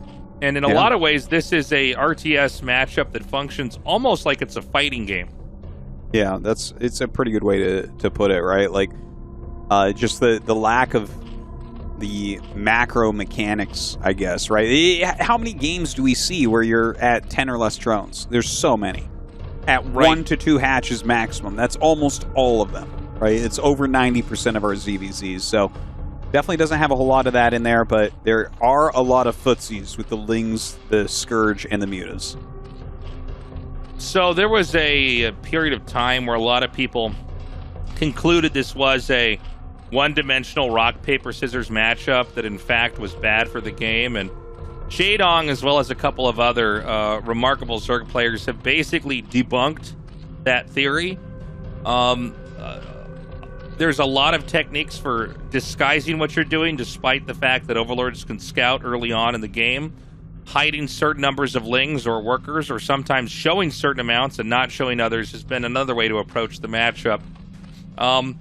But there does not appear to be any conclusion of, like, this is the way to do it. There's no other way around it. It's kind of like Protoss vs. Protoss, where it turns out there's a lot of ways to play. Even though Zerg vs. Zerg has a lot more limitations within the matchup itself as far as decisions you can make with tech and all that, really has turned out to be a pretty dynamic matchup. Mm-hmm. Yeah, and it's not always the rock, paper, scissoriness that it was before. There's so many tactics nowadays. These guys hold on to these weird situations. But hold on, Action is definitely the early game aggressor here. He has very quick circling speed. He is on just the one hatchery, bringing his lings around here. Does he have it? Well, he has more than Beast. Beast's going to have to pull back a little bit here. Well, he's got a nice angle behind the eggs. That drone is not mining, by the way. No, not as of yet. The drone comes down to help fight here as well, and a good hold so far from Beast. Yeah, engages start very quickly here in this matchup. The Spire is more than halfway complete. Over on Beast's side of the map, the Spire is on the way, but nowhere near close to what Action has. But keep in mind that Action's on one hatchery, whereas Beast is on two. So in the long run, Beast will be able to produce a little bit more. You might look at two bases, and the immediate assumption would be he can get double the Mutalisks, but he's not mining gas from that extra expansion. And right now, resources are so limited that he really can't get more mutas in that sense. Yeah, in fact, resources are so limited that Action has had 2 on gas for a very long time here, because he just... If you put everything that you have on gas the whole time, you're going to run out of minerals. Now, Beast sending some lings across the map. Looks like he's going to attack from both different angles. This is a really good move for Revolver, so Action going to have to pull up his ramp. He does have a sunken in his main base. Looks like mutas are going to be hatching as well. He needs to run back to his sunk. He can't fight here at the ramp, Tasteless. Yeah, this is a mistake. He will retreat over to where the sunken colony is. And there is one ling in here that's going to be doing a little bit of damage. Meanwhile, we see Beast diving on top of, I would say, a questionable dive at that. Some of them attacking the Spire, others going for drones, but loss is quite minimal here as Action is appearing to have every possible benefit here. I think we've actually seen Beast just crack here. The ling that killed the 3 drones, which is, to be honest, almost fatal here, especially with the Mutalisks coming inbound like this. That is crazy that one ling got 3 drone kills. That is not something you see all that often. And now that we have Action here with those mutas on top of Beast drones, I mean, it really looks like it's going to be a GG. Action, it seems to me like he is definitely in charge, but Beast has some mutas. He still has some drones. Don't forget, he did do some damage to Action across the map. I'm not sure the exact drone counts right now. And he does have additional larvae from his natural. Action has taken out one of Beast's Overlord, but Beast is not supply blocked, whereas Action very much is. And Action's going to get supply blocked again, so maybe we spoke too soon, Artosis. Neither side can produce, and this is where a Mutalisk dogfight can become a very precarious situation, because, I mean... You know, like we mentioned earlier, this is one where it is like a fighting game in the sense that you really can out-control your opponent even if you have a little bit less. And so let's see what happens here. I believe Action has a superior muta count, but the Scourge count is... At least there's something there for Beast. Yeah, he has those Scourge. If he can connect them all, this becomes doable for him.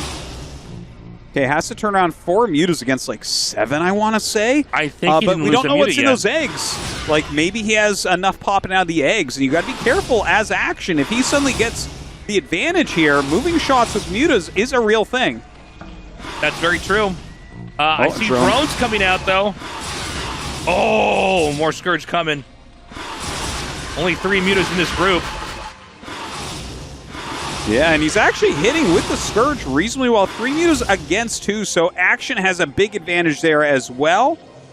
Lings coming up into the main base here for Beast. Looks like he's going to send those Lings across the map.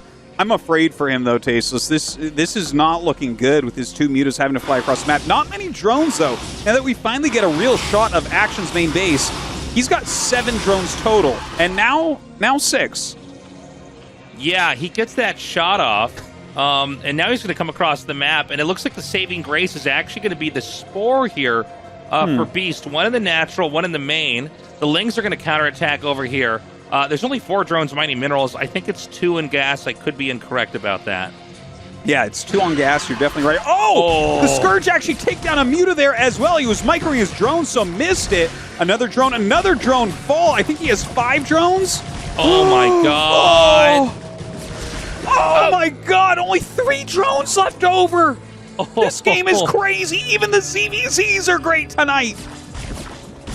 And I don't think there's any way to retaliate here as Action. And now what I worry is that Lings or Mutas could get in there and hurt those drones. I mean, there's a point in time where you have so few drones. It happens with SCVs and probes as well, where it just becomes so hard to crawl out of that hole. You know, one thing about StarCraft is usually you have a lot of workers, and even in ZVZ you might have 10 or 12. But when you get down to like 2 or 3, you know, a snipe here or there, and you might have lost half of all your workers. Now the Scourge flying across the map. You know, this feels like it's going to end up maybe a Beast victory. He has so many more drones right now. The Spores are doing a great job of keeping those mutas back, but hey, he's starting to pick those off as well. If he can get that drone count down to what he has, then suddenly Action is in the lead. Yeah, you might be right, Artosis. He's got to be careful, though. You know, the Spore's range is so punishing. 4 mutas here, and, you know, he can't mine from his Nat either. This Spore mostly just protects the hatchery itself and really nothing else. Yeah. The drones have been remade to some small amount, but he's gone past it. Look at this. He's going to set up Scourge that can catch these mutas like that one right there. Yeah, and then he's going to have a Muta that's going to come in here and start to one-shot. Oh my god. Oh my One god. red Muta left? It's going to be the Muta with the golden gun. Dude, that one red Muta can't do anything. Those Scourge traps, as you called them, worked perfectly. And I think that's it. I think Beast wins. Action can't make anything. Well, hold on. There's got to be a Scourge coming out. Oh, Scourge! Red oh my Muta god, I versus can't Red believe Muta. you saved these drones. This is like the best CVZ ever. This is so crazy. Seriously, these games are insane tonight. Okay, they both have like nothing here, but a lot more Lings for Beast. Looks like he's just made Scourge Ling for a while. And you know what? His Lings can probably go over there and end the game, don't you think? He has a lot. I think so. I think it's one of those situations where because the Scourge were forced out, now with no mutas, the Lings can just come in there and dive on the workers. And keep in mind, you know, Lings uncontested really wipe out all the workers much faster than even Mutalisks can. You know how you can tell who's winning? Look at them in their chairs. Action just had his keyboard hand off, up behind his chair. He's slouched so far down, his butt is barely on the chair. He might just GG. Well, I don't think he can really recover. And look at that, he actually uses Scourge to hit an Overlord there. Oh my god. Now, he does have some Lings ready to counterattack, but again, he's not mining. And I think when this Sunken Colony's done, yeah, that's it. Action taps out. Whoa! Wow. What a game. What a game. That was amazing. But Action is now out of the tournament, so we now have another gigantic upset with the first place seed. Best is out, Sharp is out, Action is out. One of each race, Tasteless. 3 great players not moving on. And that means we're going to have either Beast or Leta in the round of 16. Some unlikely candidates. Yeah, this is going to be a fun match to see. I do think Beast may have the upper hand here against Leta. Leta's looked very good, but Beast is looking very clean, very modern. And hey, man, what a crazy result for tonight. Action is out first. I know. And he is none too happy about it either. It actually looked like he was winning that game for a lot of it. and then just everything went haywire. Those Scourge traps, he had 4 mutas against 1, and then lost. Oh, man. We're going to go to a break, guys. Coming up next for the final match, Leta vs. Beast.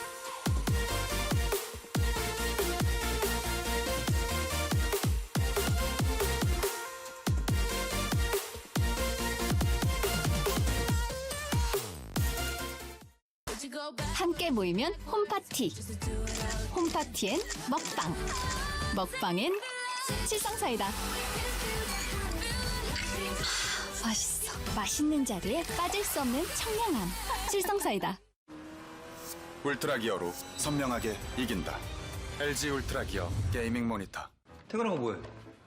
퇴근하고? 오늘은 유셰프, 내일은 유러너, 주말엔 유목수? 그걸 다? 본캐부터 부캐까지 하고 싶은 게 많은 요즘 시대의 커피. 칸타타 콘트라베이스. 디자인을 하면서 가장 중요하게 생각했던 부분은 울트라 기어의 차별화된 브랜드 메시지를 잘 나타내는 것입니다. 신과 영웅들의 최강의 무기들을 검토하였습니다. 그중 니케의 승리의 날개를 모티브로 지금의 울트라 기어의 로고가 탄생하게 되었습니다. 울트라 기어의 이니셜인 U와 G를 비상하는 날개의 형상으로 레드 색상을 사용하여 강력한 에너지와 힘을 나타내었습니다. 울트라 기어는 최상의 퍼포먼스로 진정한 게임의 즐거움, 승리의 기쁨을 여러분께 선사할 것입니다.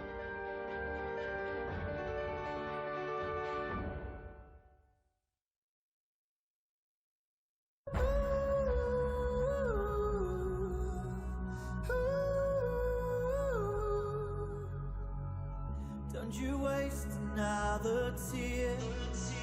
Don't you stand and run away from life. Oh, you can hear it shouting. It's time for rising up. It's time for rising up. It's time for rising up. It's time for rising. Horizon now. It's time for rising. It's time for rising now. It's time for rising. It's time for rising now. It's time for rising. It's time for rising now. It's time for rising now. Rising now. It's time for rising now. It's time for rising now. It's time for rising. Horizon now.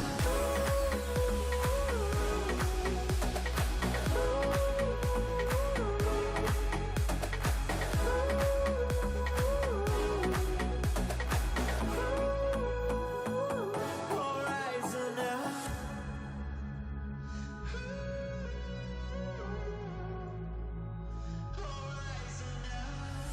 Don't you waste another tear. Don't you stand and run away from life. Oh, you can hear it shouting. It's time for rising up. It's time for rising up.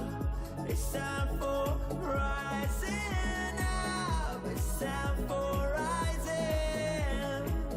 Horizon now. It's time for rising. It's time for rising now. It's time for rising. It's time for rising now. It's time for rising. It's time for rising now. It's time for rising now. Rising now. It's time for rising now.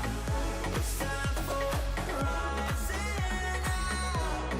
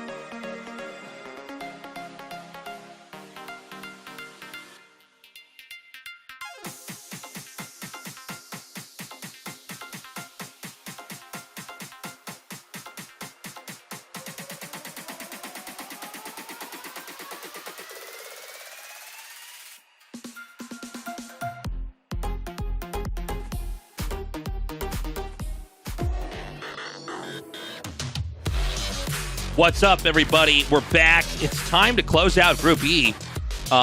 This has been a really, really fun day. I feel like we've only rolled sevens here, man. We are too lucky. We've gotten some, honestly, nothing but great games. And that CBZ was right up there with the rest of our games tonight. Well, so far this season, each night has had at least one game where it's just like a shake my head moment, right? Like the DT makes a swipe and the guy leaves the game. That type. The 4-pool comes in and kills him. It's just silly stuff. But we're going to be going into this last match, this TVZ. It's going to be on Good Night. This is the first time that we're going to see it in ASL. I've definitely seen this map quite a bit. It's kind of interesting, like the third base being on like a little low ground area. I guess the way that they're drawing it right now. They're drawing like some dumbbells and a scary face. But it's a 4-player map in those corners, and you have these kind of interesting ramps leading up to 12, 3, 6, and 9. And you have a star in the center of the map. Yeah, that's my can they just part. outline all of the edges of the map right now? Yeah. Can you just color all the gray into red? Yeah. This is so funny. You know what's really just funny? color in on all the mineral patches and gas, so I understand. Yeah. I remember, like, we've been casting between GSL and ASL for more than 11 years. And I've requested so many times that they let me do this, and they just never. No, they never did. Never right? give us anything to do, anything they're even like, close to that. Oh yeah, we'll look into that, and they never did. I'm like, but they always just draw these weird shapes, and we have no idea what the hell they're trying to show. Oh man. Well, I mean, it's make or break here for both of these guys. We saw Leta reacting earlier when he beat Action, how much that meant, how intense that was, and he played a pretty good game against Stork, to be honest. I think this is something he really wants. And look, man, Beast, he's been super active. He's been grinding. He's been training so hard. If he can actually come out with a big win here and move on, that's going to be huge. These are guys you don't expect in the Final 4 or even the Final 8 of ASL, but in a tournament of this scope, you got to take it one phase of the tournament at a time. Let's see who wins. Let's see who loses. The final match of Group E, Leta versus Beast, starts now.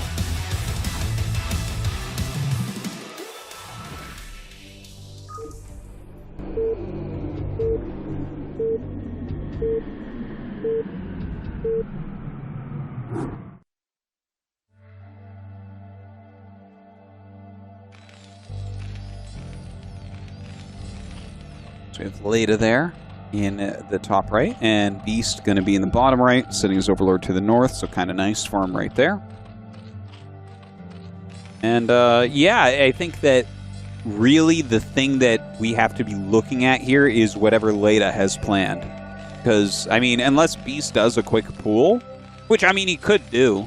I could, even an 8 racks wouldn't be a bad idea here. But yeah, Leta is the one that kind of like has the sneaky stuff up his sleeves. As we've seen from these last 2 games, he's taking gigantic risks all game long. And, they either pay off or they don't. That's some chat math right there, man. That's where it's like, well, it's 50%, man. Like, it works or it doesn't work. There you go. Yeah, I mean, if I had to guess, I think we're going to see Leta lean more into his superhero identity. Like, you know how in the DC universe, like, Batman never actually uses guns? You know what I'm talking about? Mm-hmm. Yeah. Like, Batman always KOs his opponent. But occasionally when he's driving the Batmobile, he fires a rocket at a car, and you're like, okay. Like, I guess sometimes Batman uses bazookas and explosives, but really Batman is known for his fighting ability, stealth, and occasionally batarangs and stuff like that. Yeah. I feel like we're going to see Leta bring out his batarangs here, his wraiths. Well, if I had to guess. Tastosis, he's going CC first, and it's a 9 pool that he's against, so I'm a bit nervous for him. You're telling me the Joker's going to tell everybody who Batman is? He's going to be like, you're Bruce Wayne, Batman. You make wraiths every game. Well, this game with the command center first, I mean, Beast is looking at that, and he is licking his lips right now, Tasteless. So what? Okay, so I'm assuming Zerg just throws a pool down, right? He has a pool done. He's going to have Lings on the way here very Artos, shortly. I didn't see that. I'm sorry. I don't know that. I thought he was going to hatch on 12. Okay, so the pool's done. Oh, dude. I believe what happens here is you just break through and kill Leta. But I'm not 100% sure. I don't know the timings of this perfectly. Look at Beast. Yeah, look at this smile. Like, he's like, I'm going to the round of 16. He's like, oh my god, I'm going to do this. He's like, okay, wait, don't get too excited. Like, pay attention. Yeah. All right, let's look at Leta Leta. sees the Lings coming. Yeah, man. No, this is... Like, you can't finish the buildings. You need the luckiest SCV pathing that has ever occurred. He needs angels pushing that SCV over to the other side. He does. He does need angels. He needs the computers to crash right now. Look at this. It's just going to die, and that is the end of the game. Yeah, this doesn't quite finish, right? Okay, so at least we got this game in tonight, right? Like every single night has had a game that looked like this. Yeah, when and you have a Leta's night as good as ours, ends there, Tasteless. When you have a night as good as ours, the universe has to kind of bend it back into normality.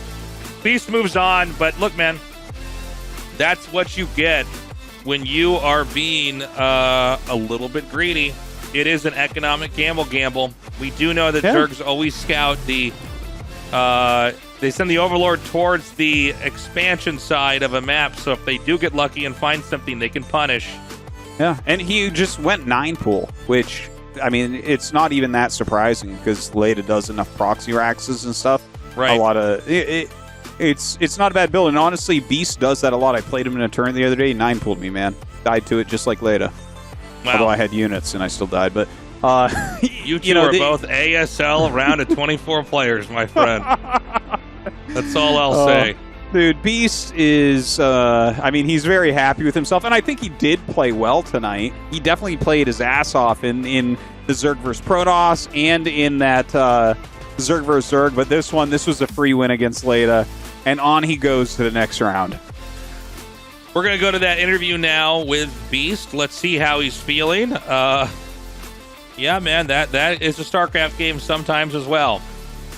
I want to see what he has to say about this, how he's going to move on. And hey, it's exciting for him too, right? Especially these newer players, to see them advance, to see them play so well. Let's see how he feels. 24강 2조 경기 모두 만나보셨습니다. 또 한 번의 이변이 이번 시즌에 펼쳐졌습니다. 16강에 처음으로 진출한 저거 유진우 선수 만나보겠습니다. 축하드립니다. 네, 감사합니다. 와, 이번 시즌 간절함이 가장 큰 동기부여라고 말씀을 하셨는데 그 간절함이 통했습니다. 16강에 ASL에서 처음으로도 진출을 하셨습니다. 지금 심정이 어떠세요? 솔직하게 첫 경기에 병구 형한테 질 때 사실 네. 멘탈이 너무 흔들리더라고요. 그래가지고 그 약간 패자조에서 준비를 아예 안 해가지고 좀 뭔가 힘들 것 같아가지고 그냥 뭐 아니면 도로 선택하자 약간 그 생각으로 했는데 잘 돼서 다행인 것 같습니다.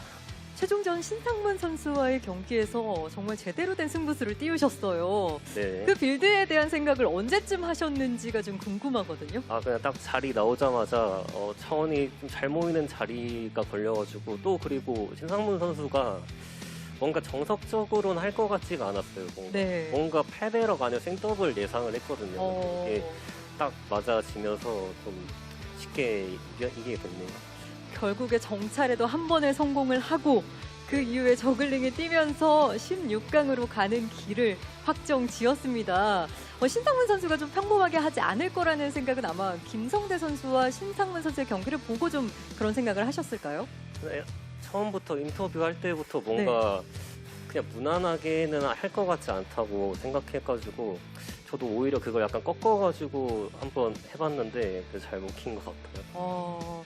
정말 이 16강에 진출하지 못했던 이 유진우 선수가 그런 이 마지막 무대가 될 수 있는 순간에 승부수를 던졌다는 거 엄청난 결심이 아니었을까 하는 생각도 들어요. 많이 긴장되셨을 것 같아요. 일단 저저전에서 일단 저글링이 안 뛰어오는 거 뭐 일단 한번 심호 크게 하고 다행히 성공했다 싶었고 또 두 번째 판에 신상문 선수랑 할 때도 오버로드 서치를 봤는데 SCB 위치가 딱 커맨드를 지을 것 같은 거예요. 그거 보고 이게 되는 날이구나 싶었습니다. 김성대 선수와의 패자전에서도 사실 흔들릴 수밖에 없었던 상황이 있었어요. 드론이 좀 많이 잡혔잖아요. 좀 당연히 이긴 경기라 생각하고 이제 그냥 뮤탈만 띄우면 이기겠거니 했는 본진 보니까 드론이 다 잡혀 있는 거예요. 네. 그래서 그거 보고 살짝 이렇게 있으면 너무 억울하다. 그래서 이악 물고 해봤는데 다행히 이게 약간 똥 게임으로 이기게 됩니다. 결국에 스코지로 또 한 번의 기회를 만들어내면서 네. 또 한 번의 기회를 얻어내고 최종전에서 승리를 거두고 16강에 올라가셨습니다.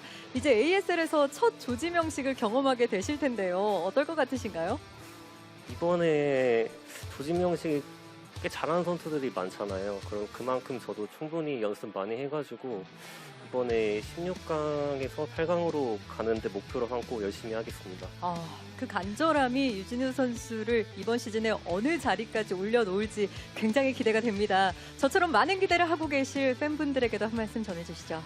일단 저 응원해주신 팬분들 감사하고 저그 팬분들 감사하고 저 연습 도와준 약간 프로토스 유저들이 굉장히 많이 도와줬는데 근데 토스전을 져가지고 좀 아쉽긴 하지만 그래도 병구 형이랑 해서 연습 도와준 홍덕이랑 선재형 정말 감사합니다.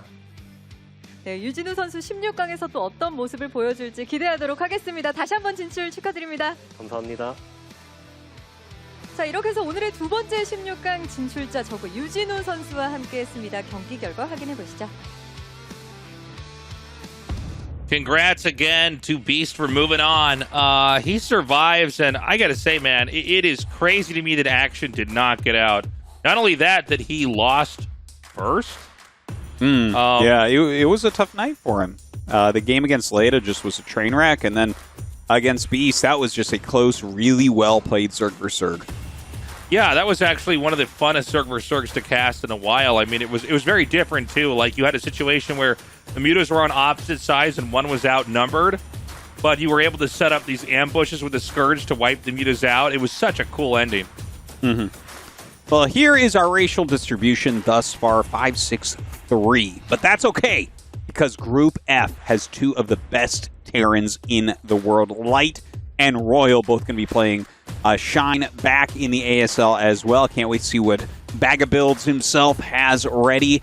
And Ruin. I see a lot of Ruin games currently. He's really super active. He's a very strong macro Protoss, and he might be able to make an upset in that group. I think the Terrans are supposed to advance, but maybe he can do something. And Shine was an ASL finalist. Let's not forget. Only to be stopped by Flash, so you never know, man. He's going to have some weird builds, no doubt, and it's going to be tough for Light and Royal for sure. But I think you're right, Artosis. I think probably our Terran heroes will prevail. Yes, and that would give us the golden ratio, but we'll see, man. Yeah, it's going to be an exciting group. I think it's going to be one of the better groups that we have as well. But tonight was absolutely fantastic. Aside from that last game, those first four amazing games tonight. And thank you guys who've supported us on Patreon. It's patreon.com/ASL English. If you love us, if you love StarCraft, you want to throw us some extra cash here so we can keep doing this and keep producing content when ASL's not around, it's very much appreciated. Yeah, and you guys have really helped us to keep this all going. And, of course, we have stuff in the off-seasons. We were trying that King of the Hill that people really seem to like. And as the ASL season ends, which is still a long ways from now, we will definitely get back into some of that other content. And hopefully, eventually, ASTL. We don't have the okay yet for that, but we are trying to get that as well. Right. Any other thoughts, Artosis, before we close this out? No, it's been a great night. Can't wait for Group F. We love you guys. We'll see you next time, guys. Until Group F, take care, be safe, and we'll see you soon.